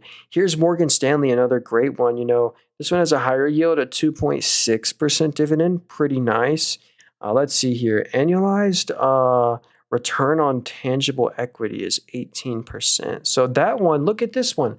Wealth management is half of their business on this one, and it's up 15% year over year. So that's really interesting. Let's see the net income down here. Yeah, look at this net income. JP Morgan, it was like 14 bill a quarter. This is still an impressive, 3 to 4 billion in net income every quarter. So pretty nice. Is it crazy to buy Berkshire Hathaway over the S&P 500? No, absolutely not. Historically, Berkshire Hathaway has outperformed. Hey, what up, German? What up, Raw? Hi, Amex stock. Yeah, so here's another financial tech stock. That's one owned by Warren Buffett. So you know what? Let's pull up Warren Buffett's portfolio. That's actually his second largest holding. Yo, what up, The Roach? We'll look at FN after this too. I got you. So here's American Express. This company right here, what's the yield? Yeah, it's not huge, but still a 1% dividend yield. Pretty nice. 20% payout ratio. So the payout ratio is safe. The PE ratio is at 20. So that's just the price to net income multiple, 20 price to net income. And here's the net income down here. Yeah, making 2 to 3 billion in net income every quarter. So pretty crazy. Mate, what app are you on to see this? Yeah, hey, ZFM. Yeah, it's a brokerage right here. It's a brokerage called Moomoo. If you want to get it, it's in the link tree in my bio. It's the very first link there. It's an affiliate link too. So if you download it and deposit $100, we'll both get 5 free stocks. Yeah, that's where I like to keep all my stocks and do analysis and stuff. Let's see. FN stock. Or you can just type it into Google. You don't have to use my link. I don't want to push it, but it's a brokerage called Moomoo. Here's FN stock. Fabrinet. Oh, I know this company. Yo, this is an incredible company. This stock's at an all-time high. I've looked at them before. They're on my watch list on my other account, but yeah, they've just been so growthy. Let's see if they've just continued that growth. Let's see. Yeah, revenue's up at 19% year over year. They're making like 80 mil in net income a quarter. A really, really good balance sheet as well. They pay a dividend. Yeah, no dividend on this company. Let me see if they're doing buybacks. So we go to the cash flow statement. They bought back 34 mil of stock this quarter, but not that much buybacks. Anyway, they've just been super growthy. Congrats if you own that one. They're at all-time high. They have Nancy Pelosi. Yeah, man, we can see the Nancy Pelosi portfolio. The super investors have to make all their trades publicly seen, so we can see their exact holdings by weighting and all that stuff. So pretty cool. Let's see. Why not MSTR? Yeah, so that's MicroStrategy. So, hey, RQ Loyal, thanks for the nice words there. I appreciate that. Yeah, hey, James, again, sorry. People be asking, if you want to get this app, it's in the link tree in my bio, the very first link there, James. It's a brokerage, actually. It's a brokerage called Moomoo. Link tree in my bio. First link there. So here's MicroStrategy. Basically, this company just owns Bitcoin and just trades off its Bitcoin value. So if we go to the market or the balance sheet, this is what you really want to look at because they really just trade off their Bitcoin value. And that's how their assets literally went from 7 billion to 65 billion this quarter. Incredible growth of the assets. It's literally just the Bitcoin that they own. So they've been able to issue a bunch of shares for cash and then just spend it all on Bitcoin. So yeah, usually I've seen sometimes like whenever Bitcoin goes up 1%, MicroStrategy goes up like 2% or a little more. Finally, I saw it. It was Super Microcomputer. Oh, Super Microcomputer. Hey, that one. Actually, I do own that one. I'm not really looking to buy more Super Microcomputer because the margins fell on that company. This is what I said. I remember. I'm looking to buy Super Micro when they come to fill this gap over here, like the $40 level. All right, so let's see here. NVIDIA and AMD to pay 15% of revenue to the U.S. government. Yeah, that's basically just a tariff. So yeah. I remember a few months ago, they completely restricted it. AMD and NVIDIA weren't even allowed to ship their chips to China. And then they got it reversed. And on that day, both of their stocks went up like 4 or 5%. Now I guess there's a little 15% tariff thing on it. Yeah. All right. So let's see. Oh, Rocket Lab and BBAI, they report on Monday. Yeah. So basically, we're just waiting for earnings. Yeah. Our earnings are on August 11th. Today's August 10th. So yeah, good luck on BBAI. I personally wouldn't buy this one before earnings because you're basically betting into earnings. And I don't know here. Like they missed on analyst expectations the past 3 quarters in a row. They say triple missed the past 3 quarters, and yeah, huge net income misses. Yeah, that's the one thing I remember about this company. Yeah, look at this net income right here. They lost 60 mil and then 150 mil. So just in the past 2 quarters, they've lost over $200 million, and the whole company is worth 2 billion. So that's 10% of the entire market cap they've lost just in the past year of net income. So we want to see that reverse, but let's see. Oh yeah, Rocket Lab. I wanted to cover Rocket Lab because this is my favorite space system stock. I'd stay away from the ASTS Space Mobile. I'd stay away from Lunar. What are they called? Intuitive Machines, whatever. And I buy Rocket Lab because Rocket Lab is so growthy. They have real sales. Like, check this out. Their space systems business is 71% of the revenue. It's seen some really good growth. It's up 45% year over year. So space systems revenue is growing like crazy. They're still not making net income yet, which is okay, but they have a huge backlog. Like Rocket Lab has a $1.5 billion backlog of orders that they haven't fulfilled yet, which is pretty cool. So yeah, and they just acquired a company for like a couple $100 million. So that's interesting. Plasma said ACLS. You know what? Let me have this one ready here. I want to go see how the market's doing really quickly. So let's see here. Look at that. So the QQQ is up point 0.1 basically. Nothing's. SoFi is up 1%. Let's go. Here's how my portfolio is doing right now. We're up 0.09, basically right in line with the market. We got Google, Meta. I love all these companies.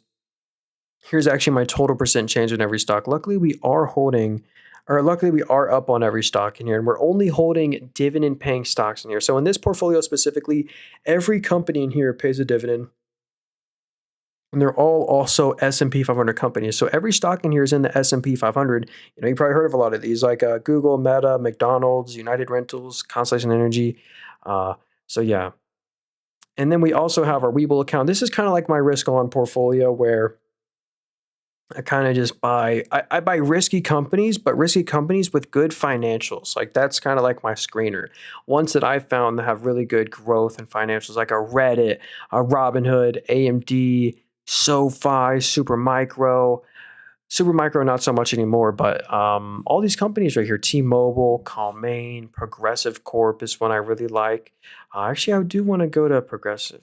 What's your watch list on e-platform? I have a bunch of watch lists. Like, man, I have too many watch lists to be honest with you. But yeah, like the zero debt watch list. Here's every stock in here has no debt at all. So if you've heard of some of these, like Palantir, Zoom, Hims, Celsius, Yelp, Reddit, Pinterest, they're all debt-free stocks. Life 360, if anyone knew that they're publicly traded, they've been a monster performer. Still kick myself in the nuts for not buying them, but anyway, let's keep going here. Sorry. We saw how the market's doing.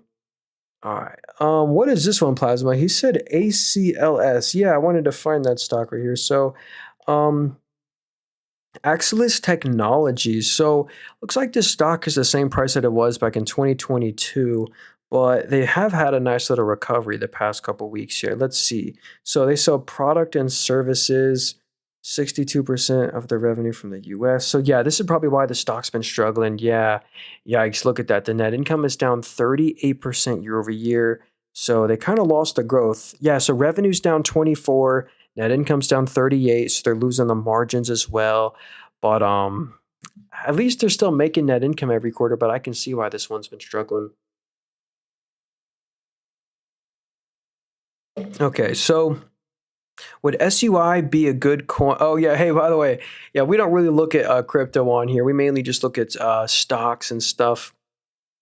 What app is that? Yeah, hey, Humble Warmer, a warrior. If you want to get this app, I'm on. It's a brokerage. It's in the link tree in my bio, the very first link there. affiliate link too, so we'll both get some free stocks if you sign up and deposit. But yeah, here's AA stock. Let's see. Yeah, what up, Luffy? AA stock. Alacoa. Alcoa. So this one has been flat as well since 2018. So this stock is the same price that it was back in 2018. Let's see here. So they sell aluminum. Okay, so this is a stock that if you want exposure to aluminum, you could buy. And look at that. They're making a lot of net income recently, maybe because of tariffs and just inflation and stuff. They're making a couple hundred million net income. So if the price of aluminum goes up, I guess they're there to benefit. Can we see the all-time? Yeah, here's the all-time in this portfolio. I'll show you. I'll show you. Check this out. If you got any questions for me, let me know. I just don't like. I love being fully transparent. We're up 100% all-time in here. Here's Webull account. We have actually been underperforming in this account though. Check this out. All-time, we're only up 13% all-time in here. We've had some losers before, like ChargePoint, UiPath, Zoom. But yeah. Anyway, what's a cool dividend-paying growth stock?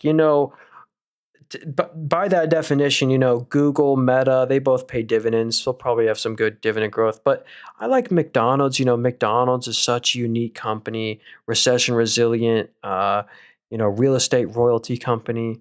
I love McDonald's. Let's see. All right. So Mike said, can we look at ARBE stock? What is this one? ARB Robotics. So dang, yeah, okay.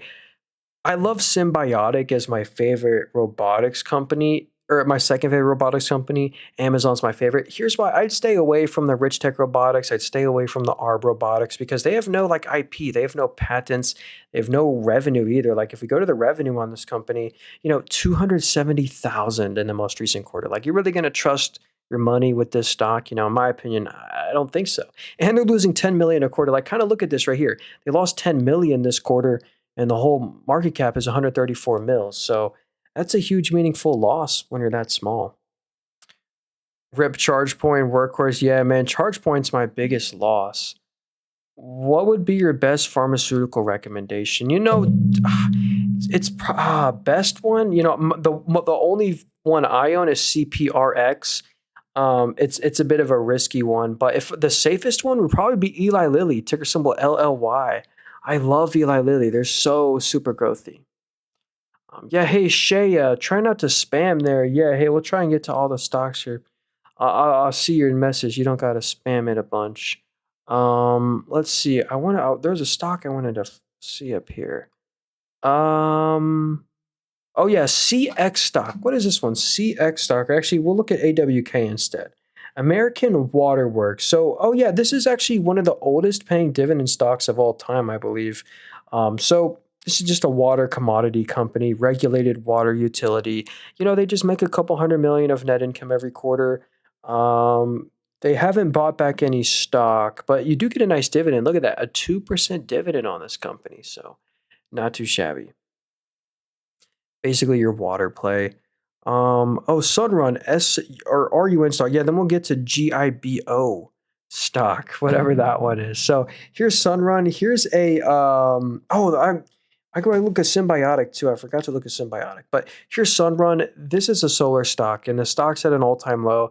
Basically, the Inflation Reduction Act gave solar a bunch of incentives, and those incentives just got taken away. And here's kind of the only not only bad news, but here's why I just can't buy this company. Like, just think about this, like, just logically here. Remember this market cap, this valuation. You're buying a company that's worth $2.7 billion. If you wanted to, you could buy the whole company at that valuation. But, you're buying a company at a $2.7 billion valuation, and it's a company that lost $300 million of net income this quarter, and $300 million the quarter before, and $3 billion the quarter before. So they're just burning money, and they've always done that. They always just lose a couple $100 million every quarter. The trend never gets better. So Sunrun, I can see why they're at all-time lows. Just like a meme momentum stock at this point, I wouldn't really trust that one just because those net income losses are tough. So, all right, let's see here. What was this one? GIBO. What is this one? So GIBO Holdings. So yeah, we don't really cover these kind of stocks on here. If you look in the top right, you see the market cap. The whole company is worth $27 million. Look at the volume. There's no volume on this company. Whole companies were 27 million, and they lost 25 million that year. Anyway, yeah, that one's pretty much bankrupt. Don't look into that one. It had fantastic earnings. Yo, what up, Tony? Yes, sir. Oh, wait. Tony said, are you in had good earnings? Maybe he meant a different company. Let's see. Drybone said, "Have you looked at HII recently? Heard shipbuilding poised to break out." So let's see. Huntington Ingalls Industries. So yeah, the thing with the shipping companies is they don't really outperform in the long run. This stock is the same price that it was back in 2017, but they usually have really high yields. Yeah, like well, this one's not that high, but you get a 2% dividend yield on this company. Newport News. Mission Technologies in Ingalls. Huh. Well, that's interesting. Yeah, they are making net income every quarter, over 100 mil of net income every quarter. Huh. That one's interesting. ITA, it's an ETF. So let's see. This is ITA, the Aerospace and Defense ETF. Yeah, this industry has been on fire. Look at that. The stock is, or ETF is pretty much at an all-time high. We can just look at its top holdings and judge it off that. And yeah, these are all great. GE Aerospace, Raytheon, Northrop Grumman, all Axon, dude. Axon, this is your police software company. I mean, stupid high valuation, but stupidly amazing company. Like, geez. All right, let's see here. Hmm. Let's see. Where do you think ZBC and crypto? Yo, hey Stan, yo, we don't. What up, Stan the man? Hey, we don't really look at crypto on here. Like, I don't even think I'd be able to look at that.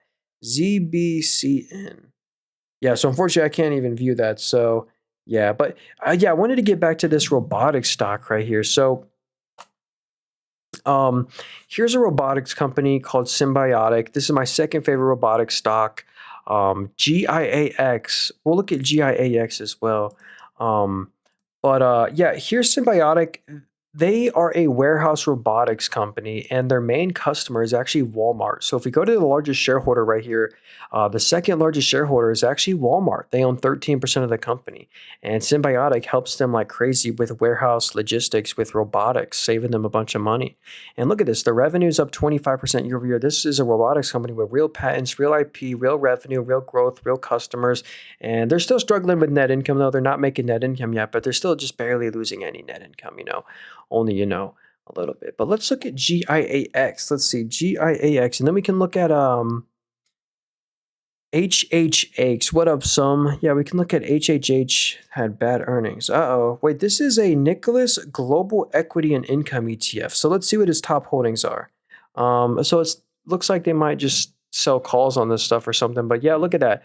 Vanguard Information, Midcap, S&P, Nvidia is just 5% of the ETF. So yeah, that's interesting.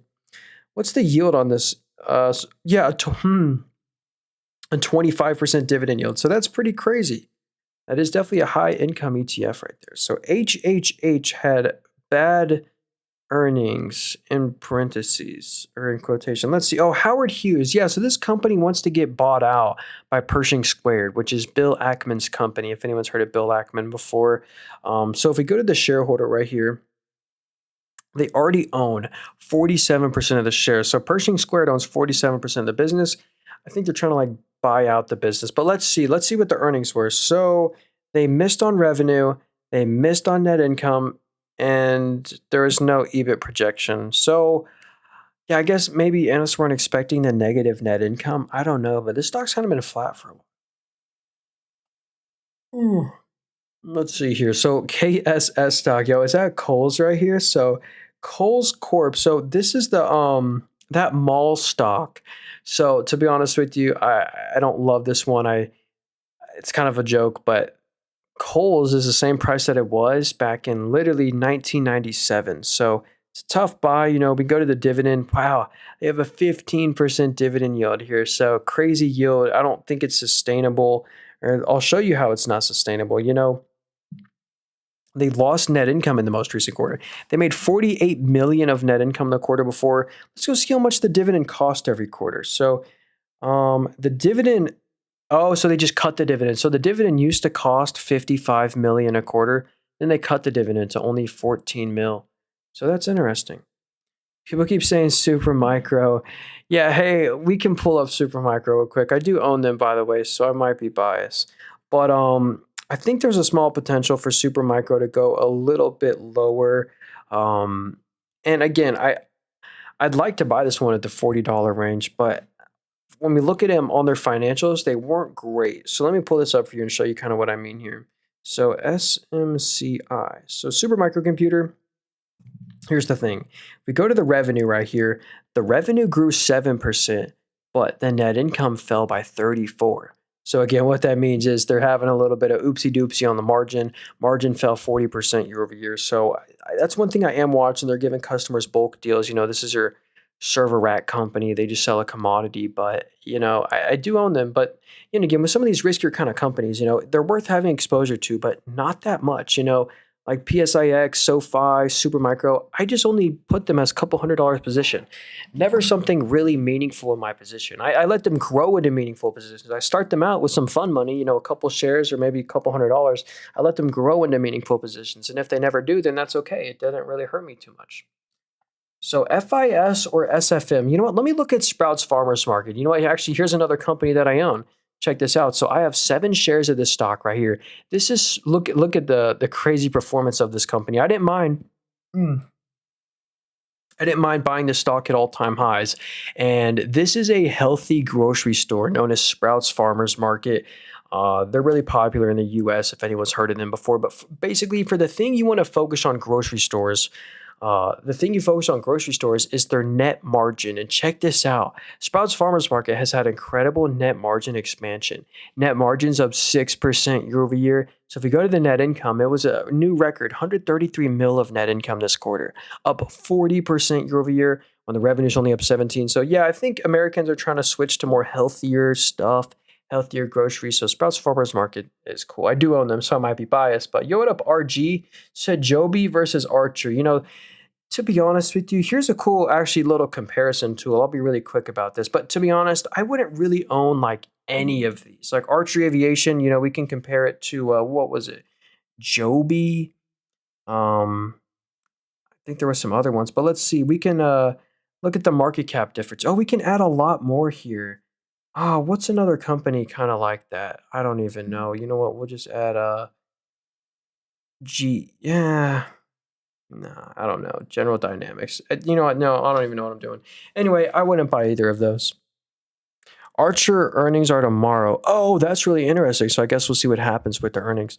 SRPT had really good earnings and a great comeback capability.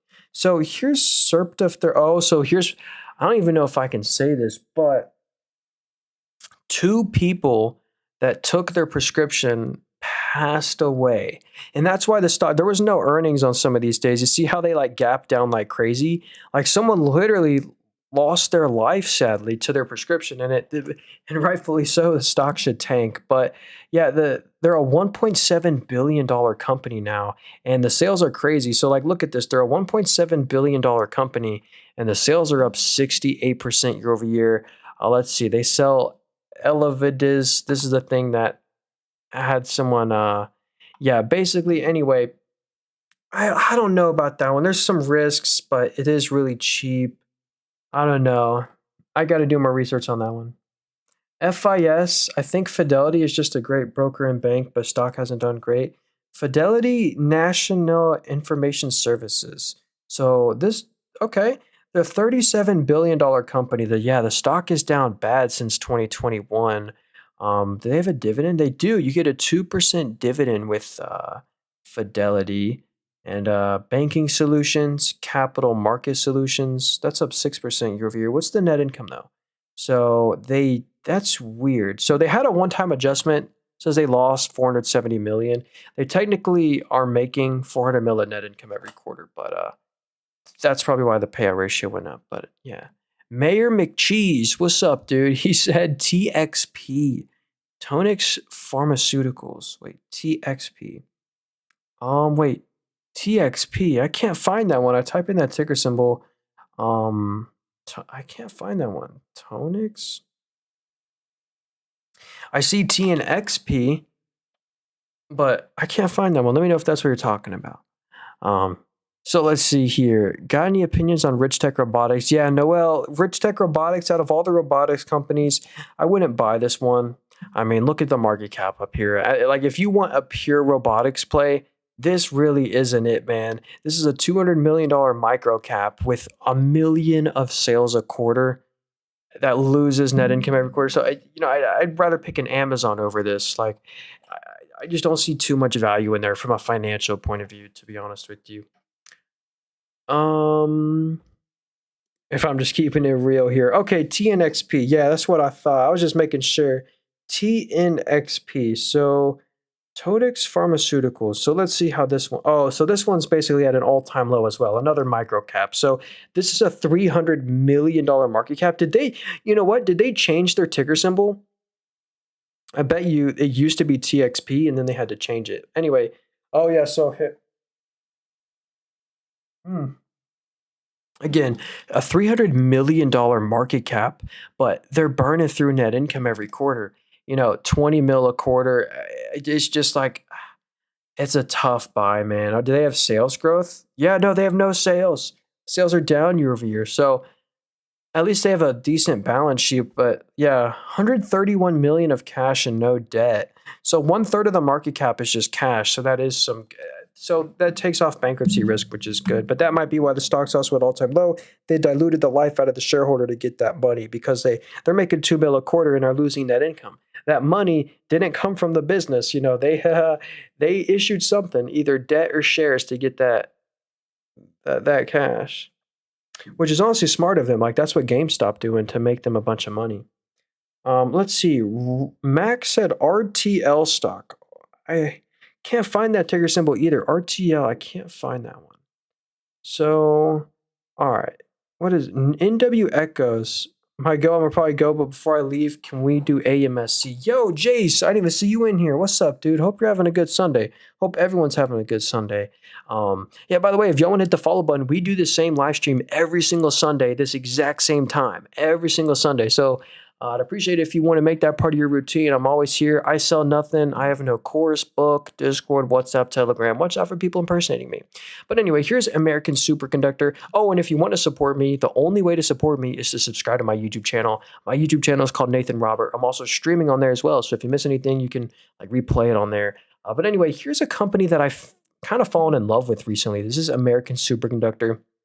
And I think they have the potential to keep on going up because check this out. They're super growthy, first of all. Like, look, the revenue is up 80% year over year. So revenue's up 80. And on that, they made $6 million of net income. So here's a company you're buying now, $2 billion market cap, now making net income every quarter with revenue growing 80% year over year. That just fortified their balance sheet. So look at this. The liabilities used to be 40% of the assets. Now it's only 26% of the assets while growing the assets like crazy. This is great news. They now have $207 million of cash, record amount of cash. So American Superconductor, I can see why this one's at all-time highs. Kind of regret not buying them, but maybe I'll get the chance if they keep on going lower. So let's see. EDIT versus NTLA. What is this one? So another $185 million market cap stock at all-time lows. Yeah, we're not really good. So $185 million company that lost $76 million this quarter. Do not buy EDIT. You know what? I'm going to add edit to the watch list just in case they go up, and maybe this could be a short potential. Like, there's extremely high bankruptcy risk with this company, in my opinion. Wow, that's interesting. Hey, yo, NCLA I think might be a little better though. I don't know. But let's look at Walmart stock. You know what? Yeah, let's pull up Walmart. Yeah, hey, MAK, I cannot look at RTL stock. I already looked it up. I can't find that one. So you can't do RTL stock. So here's Walmart. This company is at pretty close to all-time highs. I mean, we can pretty much call it at all-time high. But Walmart is just an incredible business to own. No matter what, if we go into a recession or not, people are still going to spend at Walmart. They own Sam's Club as well. It's kind of like a Costco competitor. You buy stuff in bulk there. Consumers get a good deal. You have to have a subscription to even get into the store. But check this out. They're printing net income, nearly $5 billion in net income every quarter. They have a 1% dividend yield, best real estate portfolio in the world. Like, in terms of like logistics, like warehouses. I mean, absolute incredible portfolio. So they can like that's how they're able to compete with Amazon so much and get like 78% of the stuff you can buy on Walmart in the store, you can buy online and get it delivered to you at like the same basically rate as Amazon. Let's see. Yeah, hey, we just looked at Super Micro A4. Like, so give me a minute. We might come back to them. Rohan said Funko Pop. Yeah. Anyone heard of those Funko Pop collectibles? Unfortunately, this stock is going bankrupt. That company is. So can you believe like those Funko Pop little collectible stuff that like I was at a yard sale and people like just giving them away like for $1 like unopened. But anyway, check this out. The market cap in the top right, $136 million market cap. So here's Funko Pop. Their core collectibles, that's what all their revenue comes from. But it's just a tough business. They're burning through money. They lost 41 million of net income this quarter. So it's just a tough buy. But yeah, did y'all know Funko Pop was publicly traded? Yeah, they're worth 130 mil and lost 40 mil this quarter. That's tough, man. Yeah, hey, try not to spam here. We'll get to all the stocks, or I'll try to. Someone said Workhorse, WKHS. Let's check it out. Oh, and then we can look at the trade desk and Boeing. Yeah, the trade desk is down bad on some single digit guidance. But here's Workhorse. Wait, is this the right company? Wait, WKHS. Yeah. Yo, this don't buy this one. Look at the top right. This is a $16 million company. The whole market cap is worth 16 million. So actually, I'm not even going to cover this stock. Yeah, they lost 20 million of net income this quarter, and the whole company's worth 60 million. Yo, what up, Josh? Hope you're having a good Sunday. He keeps skipping me. Yo, my bad, B shot. I'm trying to get to all the stocks here. Let's see. He said, you know what, I got you. What did he say? BTAI stock. What is this one? Let's hope it's not some micro cap, and it's a micro cap. So yeah, look, if you look in the top right, again, market cap, $25 million company. So the stock's at an all-time low. The whole company is worth 25 million. They lost 7 million just this quarter. I mean, just logically, I can't trust my money with this kind of stock. I mean, it could be fun swing trade or something, but not the kind of stock to just buy and hold for the long run, in my opinion. So yeah, they're so easy to manipulate. Yeah, so that's the only. I hope you make money on that though. That could be a fun swing trade, but yeah, that's kind of what I think. Hey, here we go. Let's see. Uh, Kava stock. Hey, that's like a Chipotle competitor. It's like a healthy fast food restaurant, like a Chipotle. Um, let's see. They reported earnings. They beat on every metric, so that's good news actually. So revenue's up 28% year over year. So for a restaurant in this environment, that's actually pretty good growth. Revenue's up 28% year over year, and net income's up 83. They're making net income every quarter, so that's the good news about Kava. Although I don't know if they'll really outperform in the long run. So, hmm, Rohan said Amazon stock. Yeah, check this out. I do own this one in my portfolio down here, and I actually bought a share of them last week. I love Amazon. Perfect, buy and hold forever company. I feel like it's so innovative. But check this out right here. Amazon, we can see where the revenue comes from. A lot of people know Amazon for their online stores, and that's only 40% of the revenue. Check that out. Online stores are 40% of the revenue. Then they have the third-party seller services, and then the Amazon Web Services. This is my favorite part about Amazon.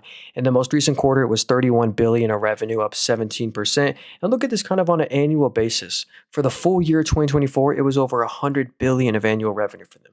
This business brings the most of their bottom line, brings in about like 10 billion of operating profit a quarter. Then they have their advertising business through Twitch and Prime Video, the subscription service, obviously. But this has really been a margin watch story. Like, check this out. Revenue's up 13%, but net income's up 34. Again, I love Amazon. Margin expansion here.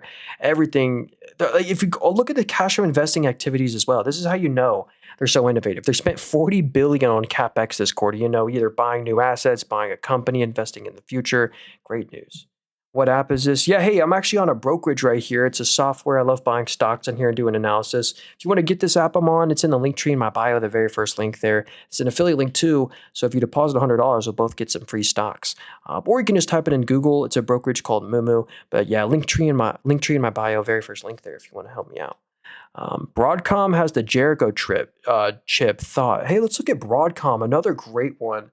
Oh, what's up? ASML, my favorite semiconductor play. We can look at ASML as well. What's your favorite stock right now? Hey, that's a good question, David. I don't know. Um, in terms of what I'm buying, it would probably be Coca-Cola Consolidated. I'll pull that up after this. Ticker symbol COKE, not KO. But here's Broadcom right here. This one's at an all-time high right now, and Broadcom deserves it. They're so growthy. A lot of people know them for their chips, like, their semiconductor solutions. But a huge growth driver for Broadcom has really been this software. The infrastructure software has literally seen the craziest growth. Revenue used to be 1.9 bill a quarter. Now it's 6.6 billion, and it's literally exploded their profits. I mean, look at the FCF, which is free cash flow. It's up 44% year over year to 6.4 billion of free cash flow. Incredible. And they made 5 billion in net income as well. And you get a near 1% dividend. So it's kind of like Nvidia with a higher yield. Pretty nice. I regret not owning them. Rohan said Crocs stock. Yeah, CROX. Let's check it out. So this company has just honestly seen some slowing growth. And yeah, hey, Art, if you want to get this app that I'm on, it's actually a brokerage. It's in the link tree in my bio, the very first link there. So here's Crocs right here. Again, they just reported earnings and they fell like crazy. So I wonder if we can go figure out why. Oh yeah, I remember. So this was really just unexpected. Uh-oh. That's not good. Oh, that's really loud. Ah. Hey, sorry, yo, my Wi-Fi's bugging. Hopefully we're good. So if it lagged, don't worry. It's not on your end. It's on mine. But looks like we're back. We're good. It says the data says it's good. Okay, perfect. All right. So look, the net income, this is why I think the stock fell a bit. The net income went negative by 500 million. It was a one-time adjustment, but still, that's really weird to see the net income fall by that much. And here's the other thing. The revenue only grew by 3% year over year. But when we kind of exclude this one quarter, they're trading at a really low valuation. I mean, they're making a couple hundred million of net income a quarter. They're doing major share buybacks. But the business is kind of just slowing. Like if you look at the Hey Dude brand, this one is down bad. I mean, look at this. They're just falling and falling. So that's unfortunate for Crocs. But actually, that one might be worth looking into. I just don't know if that one will really outperform the market in the long run, to be honest with you. So, SOUN. Okay, so Soundhound AI, there's only one thing you really want to watch for this company, and that is their subscription service. So check this out. Their subscription business is 85% of the revenue. This is really the only thing you want to watch, and it's just exploded recently. Yo, Rock from RI. Thank you so much for all the roses there. If you got a stock you want me to look at, let me know. I really appreciate that. Always says, what is a really undervalued stock? I like Google right now, but I'll show you one after this. It's Progressive. But yeah, the subscription revenue is blowing up like crazy. Look at this report as well. Analysts were expecting 32 mil of revenue. They made 42 mil, so pretty good.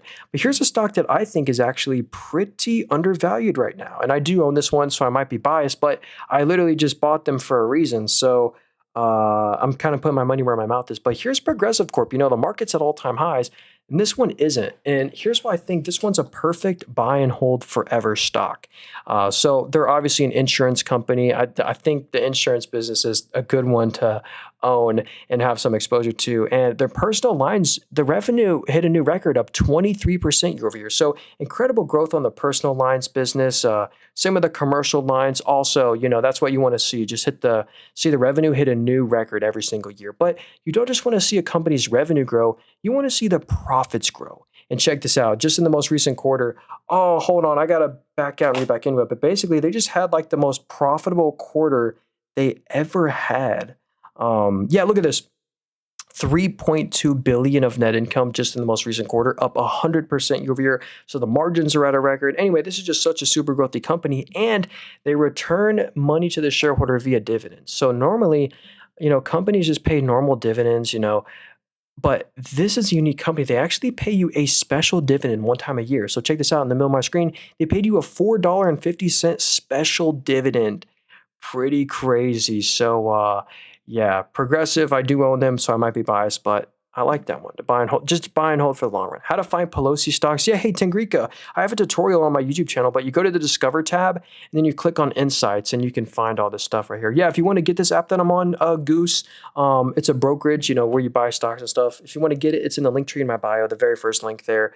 It's an affiliate link too, so if you go and sign up and deposit $100, we'll both get some free stocks. Someone said the WEEK ETF, this is the Roundhill Weekly T-bill ETF. So basically, they just own treasury bills and it pays you weekly. So the stock, you see how it's at $100? It should always stay at $100 and you actually get paid weekly. What are the fees on this? That's actually interesting. Only a 0.19% fee. That's actually not too shabby. That's an interesting ETF. I might actually look into that more. If you're looking for a weekly income, that's kind of interesting. So let's see. Goose said Novo Nordisk. Let's do it. So this is the weight loss prescription company. So we'll be quick about this one because we already analyzed them. But yeah, look at this. 95% of the revenue comes from their obesity care products. So they sell Ozempic and Wegovy. And literally, like Elon Musk is on Ozempic, and they just had the best quarter ever. 4.2 billion net income, get a 3.5% dividend yield. But the PE ratio, the multiple is collapsing because of the uncertainty of the expiration of their patents. The patent for Ozempic expires in 2 years, which is unfortunate. You think we'll get a pullback soon? Yo, I hope so because I want to buy some stocks at good valuations. Because check this out, looks like the market. Wow. Nvidia went green on the 15% tariff news on China. That's interesting. And Qs are up 0.2. Wow, markets are so green right now. I love this. So hey, let me see how I'm doing in the overnight market. Hey, we're up 0.10% right now. Okay, do you have a Discord? Technically, it's in the description, but okay, here's KTOS. I have a Discord. There's literally 3 members in it. I don't really anyway, here's Kratos Defense and Security. Let's see here. So I think this is a drone company. Wow. So you bought it at $40. Should I sell it? I think it could be, oopsie. I think this stock could be worth trimming. I don't know about fully selling. So yeah, unmanned systems, that's their drone revenue. And then the Kratos Government Solutions revenue. So yeah, it's kind of an aerospace and defense play right now. I would actually, again, not financial advice here, looking to sell some, to trim a little bit, but I wouldn't fully sell out. Nice name. Can you do EWA stock? EWA. iShares MSCI Australia Index Fund. So yeah, look at that. If you want exposure to Australia, you could buy this ETF right here. It looks like the ETF has not done too well, unfortunately. Same price that it was back in 2013. But let's go look at its top holdings. It's probably stocks that were never heard of before, like, yeah, a bunch of Australian banks and stuff. But yeah, those are its top holdings for Australia stock. Okay, let's see here. Thoughts on Duolingo earnings. So Duolingo, this company had really good earnings, but I would be careful with this one. But well, here's the thing.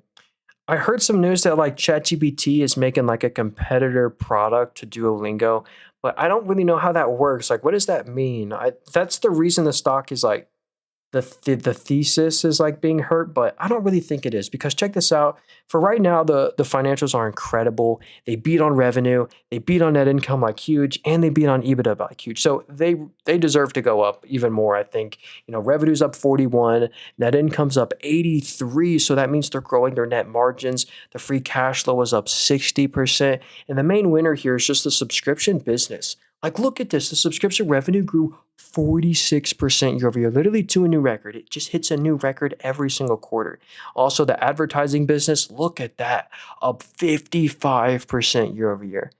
What about the in-app purchases? That's up 2%. But anyway, the advertising business is growing. Actually, I love that advertising growth, 55%. That's the highest we've seen in a very long time. So anyway, Duolingo is one that I do really like. I love the fundamentals there.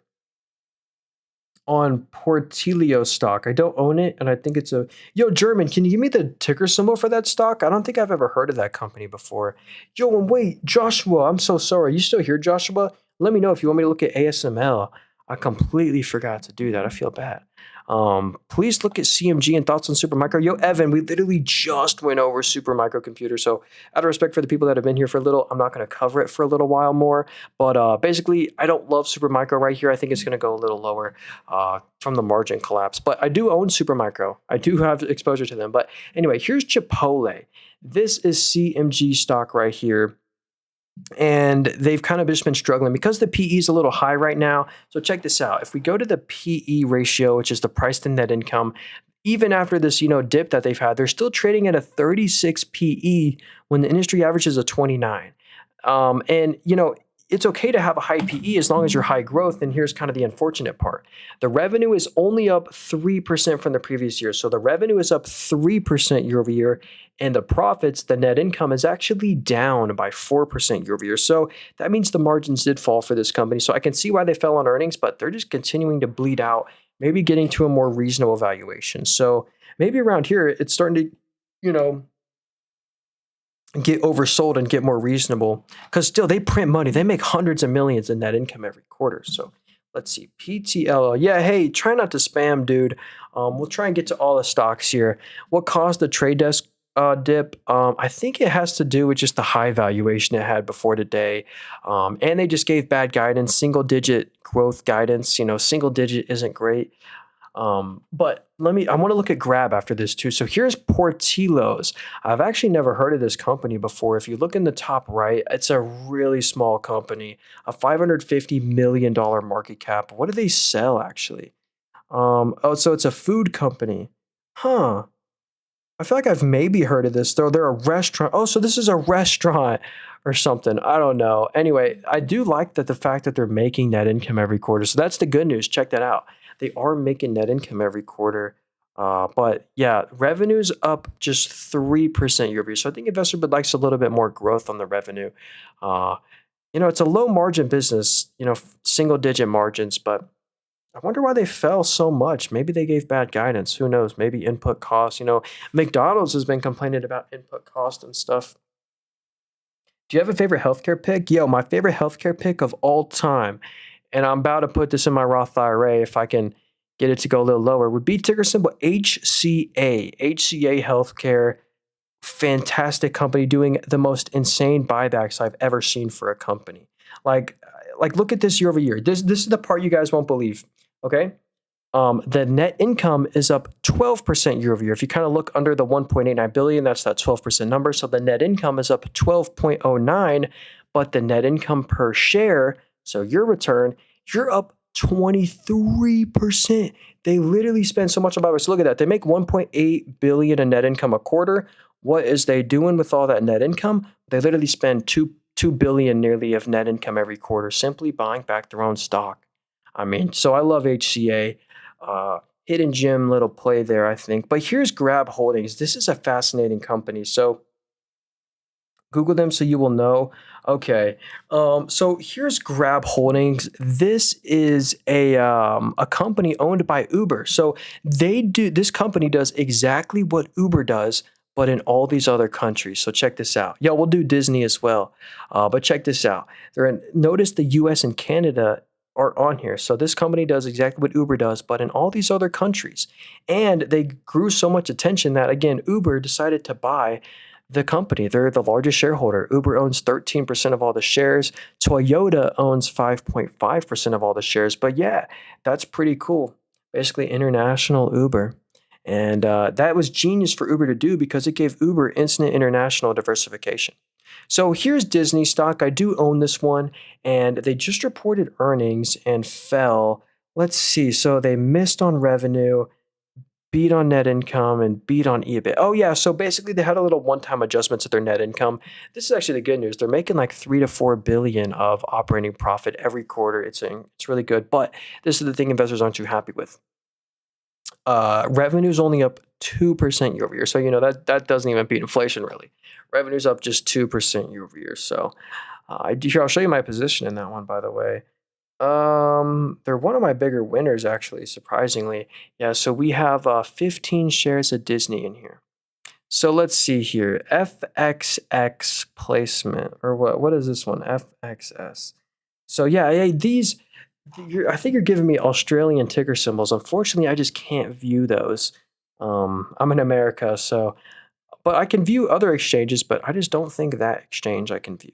So here's a great cybersecurity company. Actually, this is one owned by Nancy Pelosi. So if we go back to the Nancy Pelosi portfolio right here, again, she's a super investor. Have to make all her trades public by SEC law here.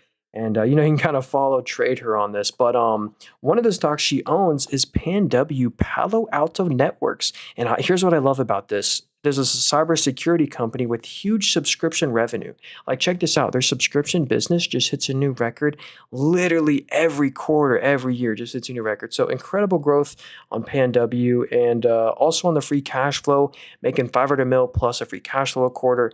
The net income's a couple hundred mil in net income every quarter. So Palo Alto Networks is a very cool cybersecurity name. Same with CrowdStrike. CrowdStrike's another cybersecurity name. They kind of move together, those two stocks. Let's see. What up, C's? He says IPG stock. IPG. So what's this one? The Interrepublic Group of companies. Okay, so what a $9 billion market cap. So they have a pretty big market cap. Same stock price that it was though back in 2019. You get a nice yield here. Look at that, a 5.3% dividend yield, but the payout ratio is a 72%. So do beware of that. But the PE is a 21. They're in media, data, and engagement solutions. Unfortunately, they kind of lost their growth. The revenue's down 10% year over year.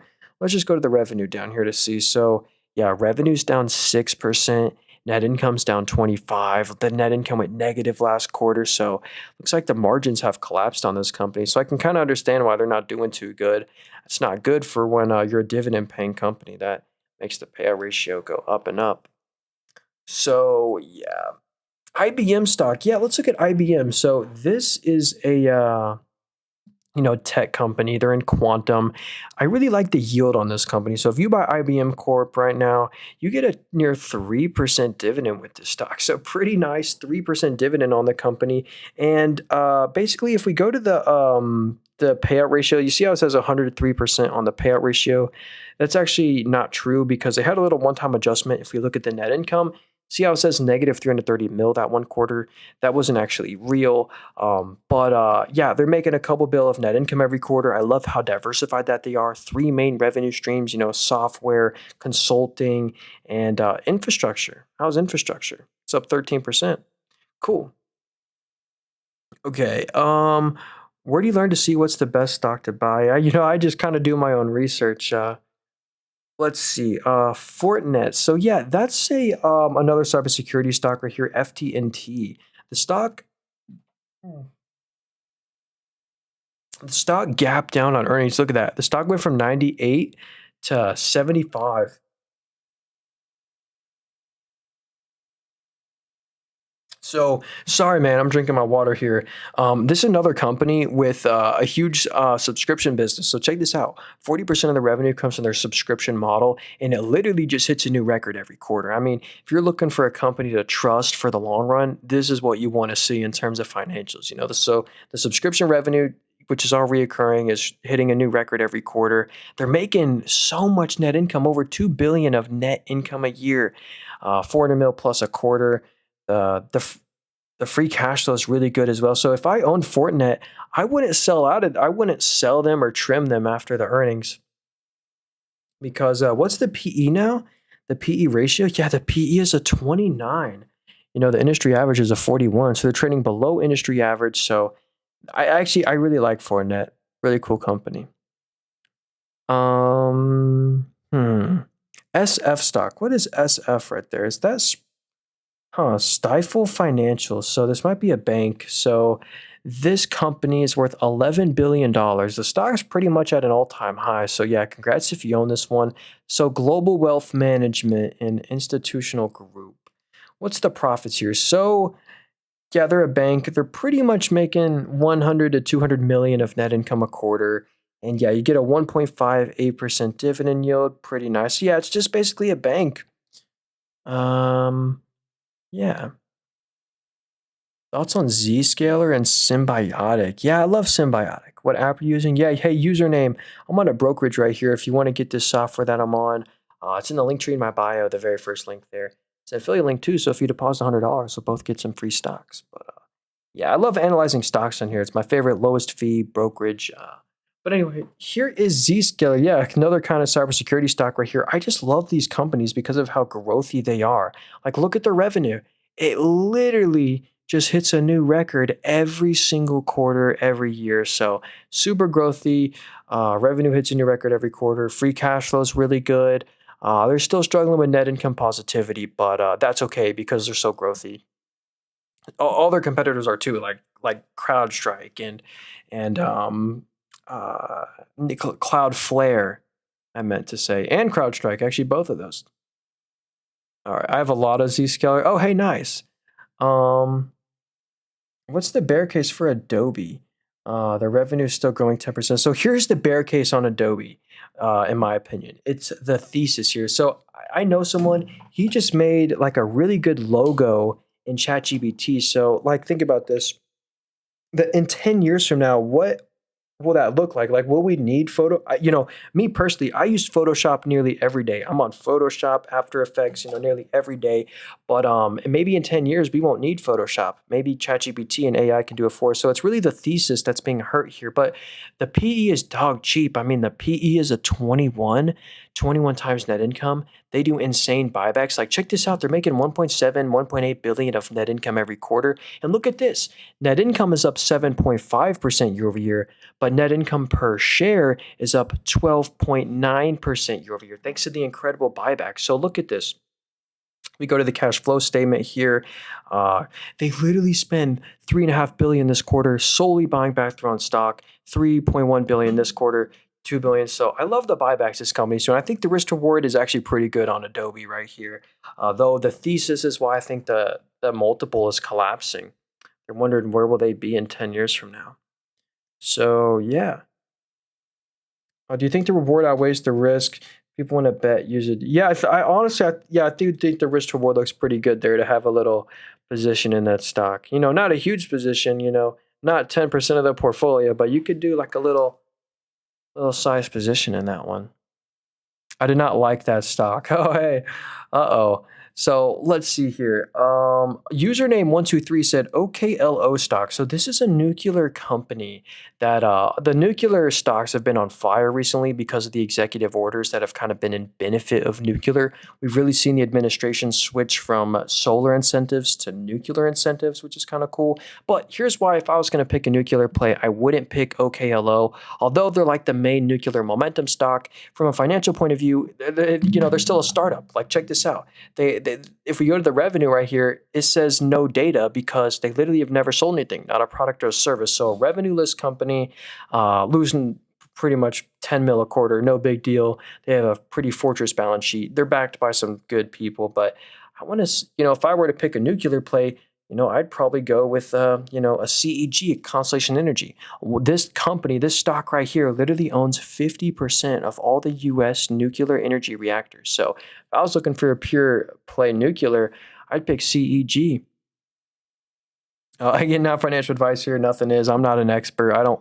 But by the way, I don't sell anything. I have no course, book, Discord, WhatsApp, Telegram. And watch out for people impersonating me.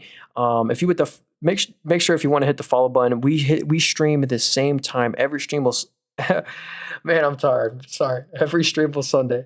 No, so I stream the same time every single Sunday. If you want to hit the follow button. So yeah. Also, the best way to support me, subscribe to my YouTube channel as well. I'm streaming on YouTube as well. My YouTube channel is called Nathan Robert. If you miss anything, you can also replay it. So yeah, let's see here. Peep SEZL down 38% last week. Yeah, so SEZL, I really like this company. Looking into maybe buying the dip on this one because they have great fundamentals here. Check this out. So if we go to the revenue right here, check out the revenue. It grew 76% year over year. So 98 million of revenue. And on that 98 mil of revenue, 27 million of that was net income. They had ridiculous net margins. They had a little one-time adjustment this quarter. It wasn't actually a 53% net margin, so it says it was down year over year. But no, this is an incredible near 30% net margin on this company. Extremely profitable. I don't know why the stock fell. I'm still looking. I don't think it was the guidance. Maybe it was just the high valuation, but they're a great company. Are you streaming on YouTube right now? I am streaming on YouTube right now.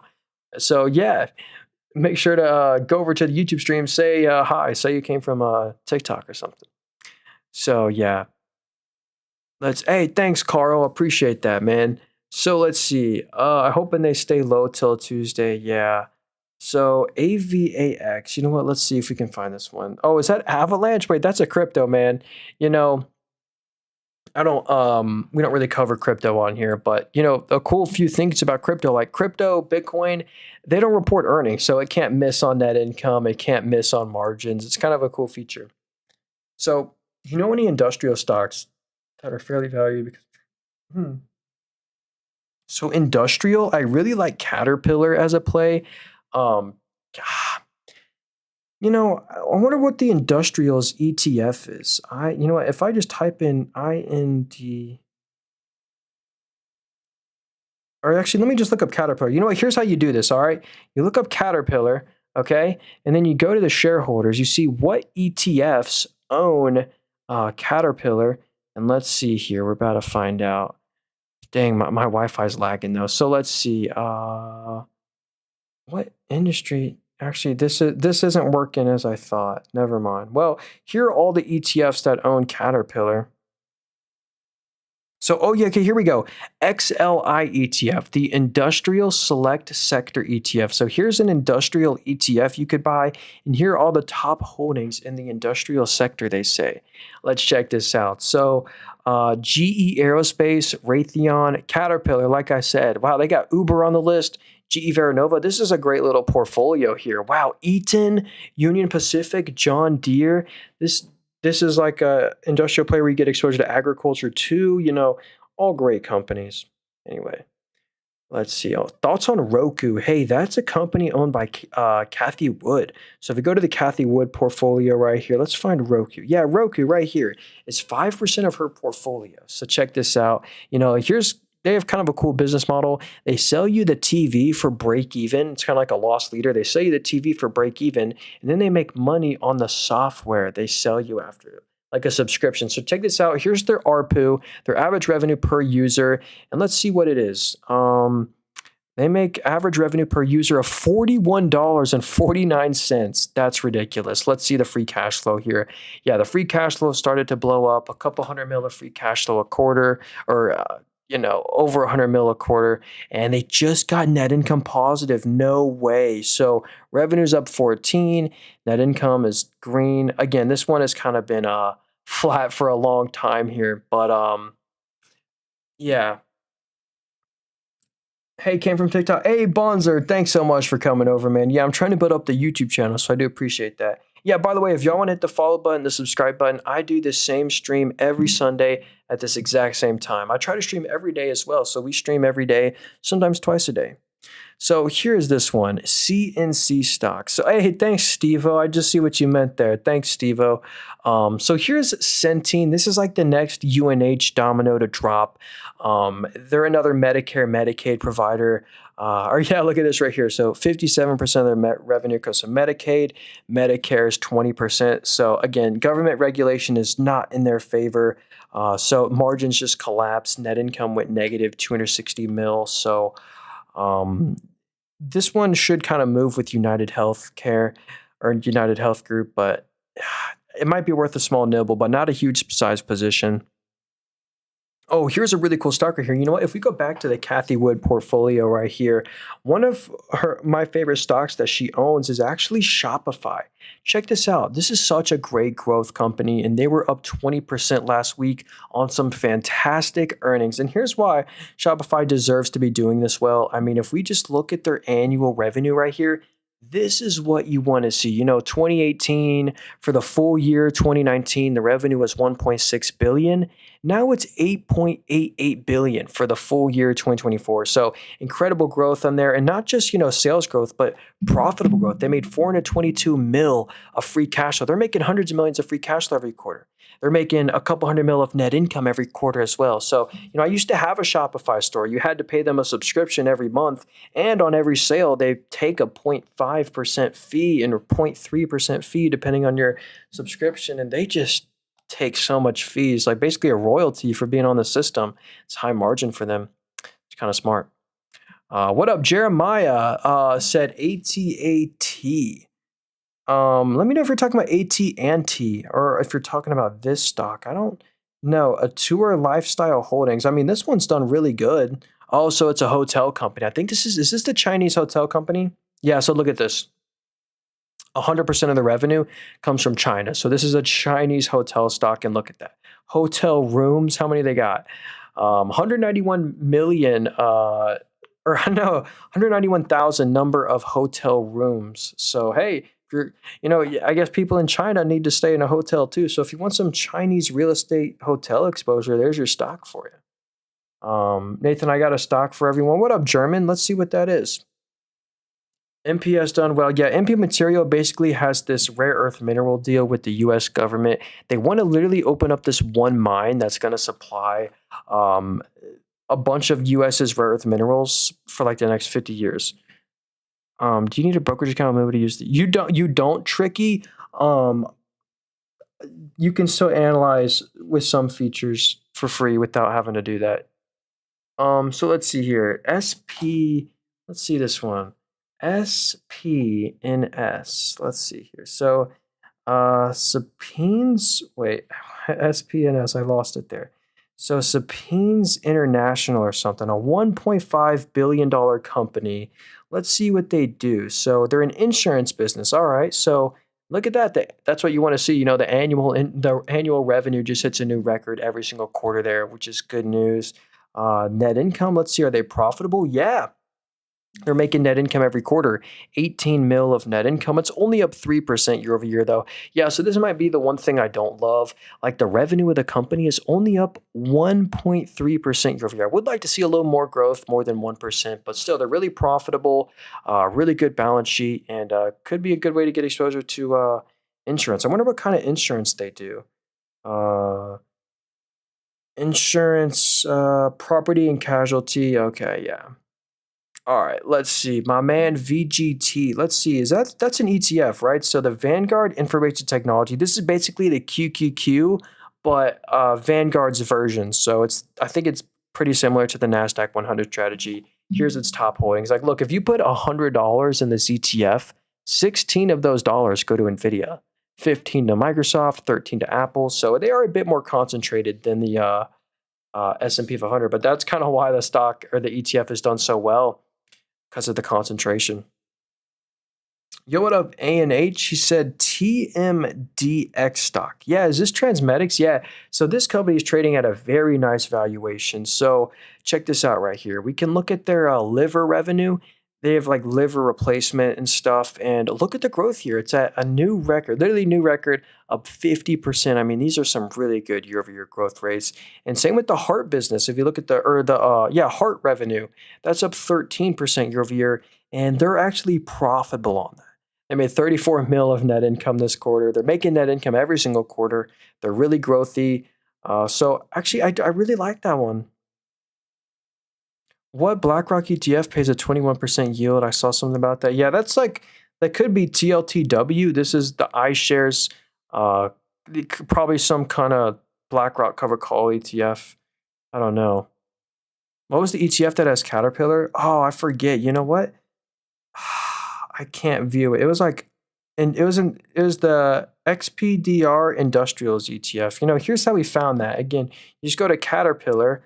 You go to the shareholders, and then you can see the related ETFs. So here are all the ETFs that own this stock right here. And yeah, here it was XLI. Here is the XLI ETF, and here are its top holdings. GE Aerospace, RTX, Caterpillar, third largest, then Uber, GE Vernova, Honeywell, Union Pacific, Deere.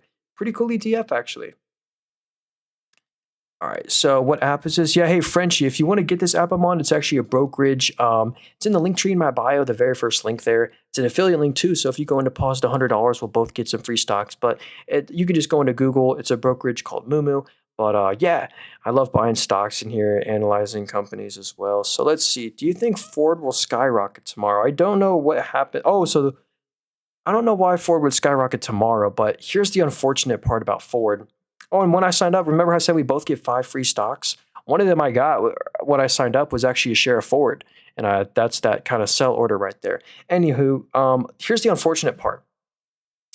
Ford is the same stock price that it was or lower than it was in the year 2000. So imagine that you bought Ford in the year 2000 and you're actually down on your position. That's not great. They have a nice yield though. You're basically buying them for the dividend. They have a 6.6% dividend yield, only a 50% payout ratio. But again, man, it's a tough buy. I don't really think this one will really outperform the market in the long run. So yeah. Hey, what up, Ishwar? Hope you're having a good Sunday. Hope everyone is. He said AVPT. So this is Ave Point, and look at them on Friday. They fell 18%. So rough Friday for them. Let's see if we can find out what happened. So they beat on revenue, they beat on net income, and they beat on EBIT, but the stock still fell anyway. So maybe they gave bad guidance. Guidance is what hurting a lot of companies right now. But yeah, they're making net income every quarter. Revenue's up 31%. Pretty good balance sheet as well. Crazy deleverage from the previous year. This is great. I mean, look at that. Liabilities used to be 51% of the assets. Now it's only 36 while growing it. So I wonder, maybe it was bad guidance that made them fall, or maybe they just had a high valuation. Dividend invested got to help Ford. Yeah, for sure. Ultra Zombie. Yeah, BMNR stock. Let's see. BMNR. BMNR. What up, Cactus? Let's see here. Are you streaming tomorrow on Market Open? Not. I actually start my first day of college back tomorrow. Not fun, but I will. I'll probably be back home around we'll probably be streaming around 1 or 2 p.m. tomorrow. But the market will be open. Yeah, hey, by the way, we stream every day if y'all wanted the follow button. By the way, I sell nothing. I have no course, book, Discord, WhatsApp, Telegram. Watch out for people impersonating me. But yeah, here's BMNR. This is the company that Tom Lee works for. Ever since Tom Lee started working for them, the stock's up 1,000%. But basically, this is just an Ethereum holding company. I didn't see too much, blowing me away here with BitMine. They basically just own a bunch of Ethereum, and the market cap just trades off its Ethereum value. They stake their Ethereum every year as well to get 3% more. So they're kind of like a Ethereum proxy right now. Hey, thanks so much, Cinnabons. I appreciate that. Let's see, what time zone? I'm in Eastern time zone. If you kind of look in the top right of my phone, I think you might be able to see it. It's 10:13 for me. So yeah. Let me see how the market's doing right now, by the way.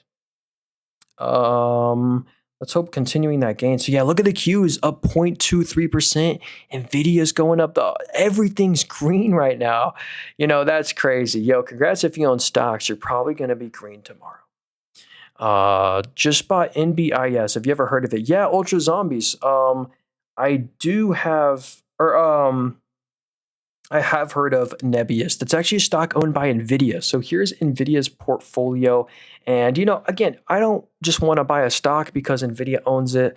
Always do your own research on a stock to see if it's one you'd want to buy. And for Nebius, I've found some really interesting stuff. Check this out. This is crazy growth. I can see why NVIDIA owns this one. It was a good pick. Look at this. The revenue went from 15 million to 105 million this quarter. And on that 105 mil of revenue, they made, I keep forgetting, this was a little one-time adjustment. They didn't actually make 500 mil of net income. They actually lost money. But anyway, that growth is why investors are really happy with them. And they're just owned by NVIDIA. So, anyway. TWLO, is that Twilio? So yeah, this is a huge Kathy Wood stock right here. Oh, we got what up, Xander? We can look at Apple too. So here's Twilio. Dang, they fell 20% on Friday. So yeah, hey Jericho, I'm on a brokerage right here. If you want to get this app I'm on, it's in the link tree in my bio, the very first link there. It's a brokerage called Moomoo. But anyway, here's Twilio down 19% on Friday. Communications revenue. Let's see. So they beat on revenue, they beat on net income, they beat on EBIT, and the stock fell 20%. We've seen this a lot recently, and it's really the guidance that hurts a lot of these stocks. Like ASML, incredible numbers, but bad guidance, single digit guidance. The trade desk, pretty all right numbers, but bad guidance as well. So that's what's kind of hurting companies right now. So I'll have to look into that one a little more. So let's look at Apple as well. What up, Xander? Let's do it. ETH is cooking. Do you have any crypto? I actually do not have any crypto, but I kind of regret it. SoFi or Hood? What do you think's better? Oh, probably SoFi is a better buy right now, in my opinion, than Robinhood. But here's Apple stock. They've had an incredible rally the past 5 days here. What does guidance mean? It's like the guidance is like the future earnings based off what the analysts expect. But here's Apple right here. Check this out. They have a huge smartphone market share, obviously, 19% smartphone market share.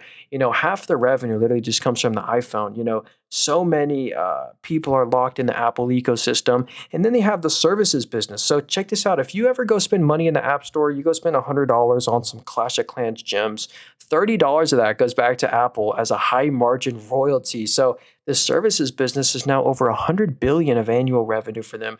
Pretty growthy. Then they have, of course, the Mac and all the other businesses. But here's also why they're affected by tariffs. Like literally only 36% of Apple's revenue comes from the US. Then they have 25% EU, 70% China, and all these other countries. So yeah, they're HQ'd in the US, but you get a lot of international exposure. Also, Apple has the largest buyback program of any company on earth. This company's making like 25 to 30 billion of net income a quarter. What is Apple doing with all that money? Well, look at this. This is the money at the top here that they're spending on share buybacks. They're literally spending 20 to 25 billion dollars every quarter solely buying back their own stock. And here's what that does for you as an investor. Look at the net income year-over-year growth rate. Net income is up 9%, but the net income per share is up 12%. That's your return as a shareholder. So it's just incredible. The buybacks on that company. Apple's too big. The regulators won't allow Apple to just go buy a company. Uh, Regulators just won't allow that. They'll own everything. So they just buy back their own stock with the leftover money. Okay. Um, let's see here. Uh, TTWO, waiting for GTA 6 release. Yeah, you're right. So this is Take-Two Interactive. This is the stock that owns Rockstar Games. So yeah, you're right. They own GTA 5, Red Dead Redemption, and GTA 6. So this company is like uniquely positioned where they have this asset known as GTA 6 that whenever they release that game, it's literally instantly going to bring them billions of dollars of sales. Like the day they release it, like the week, the month, the quarter, like it's going to bring them so much money, and then they'll make so much money in the future off it, DLCs, map packs, whatever. So it's really the future growth of TTWO is why you want to buy them. So yeah. IAU, that's the gold ETF. So yeah, if you're looking for exposure to gold, this is literally the exact commodity of gold in an ETF. So yeah, gold's been doing pretty good with war and currency fears. So uh, yeah, it's almost better to buy than physical gold because of the less fees. You go buy physical gold in person, you pay a 0.5% spot fee. Go to sell it, you're paying another spot fee, and then the waiting, and it's just a hassle. So, hey, no way. Natalie, thanks so much for the 8 roses. I really appreciate that. I really appreciate that. If you got a stock you want me to look at, let me know. We'll look at a few more here than I am going to run. But yeah, if y'all want to hit the follow button, remember, we go live every Sunday at this exact same time.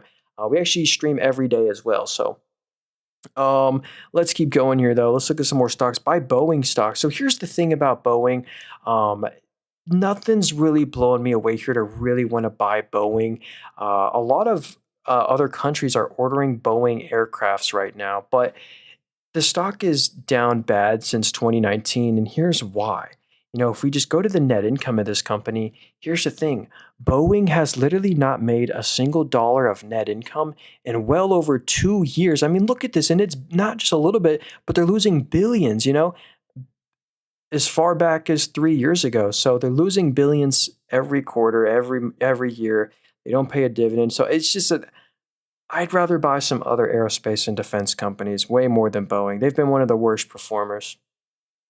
Yeah, they're Boeing, Boeing's in some heat right now as well. Boeing just sold the U.S. military, or they're in trouble right now for selling the U.S. military 400x premium on soap dispensers, and they're being investigated for that right now. Just random stuff. I mean, Boeing did the thing with the whistleblower. I mean, all right. Anyway, Pierce, what up, dude? He said Lululemon. So, um, we'll be quick about this one because we looked at them a little bit ago. But the thing about Lululemon is, the PE, the multiple has collapsed over here. I mean, they're trading at 12 times net income. They do crazy buybacks as well. The margins did fall a little bit, but I can understand why it fell, but it's falling like way more than it should, in my opinion. Like check this out. Like, look, the stock gapped down this day, then bled out for another 10 days. It's now bleeding out again. I think, it's probably oversold at this point. But look, the revenue is up 7% year over year. The net income is down 2% year over year. So that means the margins have collapsed. So, but again, I think the risk reward is pretty good on that one. Yeah, hey, man, the thing with Boeing is the Boeing's a cool company, but they have not made any money in 3 years. They haven't made any net income. So that's why the stock's the same price that it was a decade ago. It's a tough buy, I think. Let's see. What up, Beans? You said MKL stock. MKL, what's this one? Markle Group. I don't think I've heard of this company before. Let's see. So a $25 billion market cap. Let's go check out the financials here. So Markle Insurance, Markle Ventures, and Investing. So that's interesting. How's the investing revenue doing? Okay. Let's see here. Net income. Yeah, they're making net income every quarter. So that's the good news. Profitable company. Revenue's up 25% year over year. No dividend on the company, but that's okay. Well, yeah, it looks like it's an insurance company. Nice. Let's see here. Maybe tariffs. What up, Stevo? New egg stock. I heard that one's had like a lot of momentum. Yeah, I'm betting on Lulu. Increase my position. Thinking about pulling the trigger on Adobe soon. Yeah, Adobe might be worth putting a little bit of money into. Thoughts on Dogecoin? What up, Tommy? I wish I could give you some thoughts on Doge. Does Elon Musk still like talk about Doge anymore? Remember, Elon Musk used to like hide Dogecoin stuff and tweets and everything. But anyway, there's Dogecoin. I just know they've kind of underperformed Bitcoin. Like Bitcoin's nearly at an all-time high. Same with Ethereum. Ethereum's pretty close to all-time high, but Dogecoin's kind of been struggling. They're still a pretty hefty chunk off all-time highs. Over 50%. So yeah. But hey, what up, Hugh? We could see how they're doing. What up, Liam said BTAI is going to moon soon. Oh yeah, so hey, look at her again. Be really careful about this one. If you look at the top right, the market cap, it's a $24 million market cap. So that is a very small company. I can't even really trust that company. Yeah, they lost 7 million this quarter. The liabilities are way more than the assets. So this is kind of like a textbook. Probably want to stay away from that company right there. But yeah. Because it's a turnaround story like GE up 500%. Hey, it could be, Alicia. I hope so. I'm just personally staying away from that one. But yeah, Boeing could definitely still win. Let's see. ABCL stock. So AB Celeria Biologics. So a $1.3 billion company, also at all-time lows. They are in discovery and development. So do they have revenue? They do have revenue. It was 17 million the most recent quarter. Was that real? It was real. So 17 million of revenue, lost 34 mil. So that's the reason this company's struggling. They're losing 40 mil a quarter. Yeah. Worth buying Eli Lilly on the dip. I think it's worth looking into. Look at CDZ. That's a weird ticker symbol. Let me see if I can find it. CDZIP. Huh. So this got to be like a European company, I think. Stock has been flat since 2021. What do they sell? Water filtration technology. Huh. They're losing net income every quarter. They have no sales either. Sales were 3 million this quarter. I'd be careful with that one. Might have some weird foreign tax form as well. But yeah. Oh, Palantir. Yeah, let's look at Palantir right here. Can you do an updated video on how you research? Yeah, Tommy, I will do that. Yeah.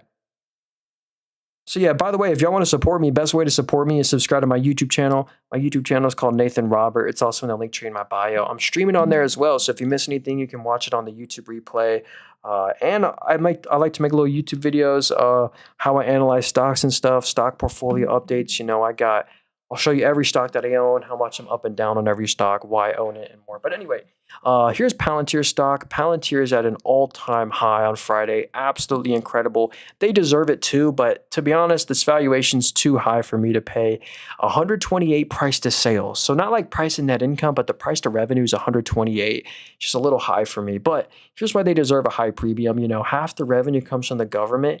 And look at this government revenue growth. It is up 50% year over year, literally to a new record. That's incredible growth. Same with the commercial revenue with like S&P 500 companies, up 50% year over year. So both businesses are growing like crazy. They had their first ever $1 billion revenue quarter. So they had $1 billion of revenue. And on that billion of revenue, they made $330 million in net income.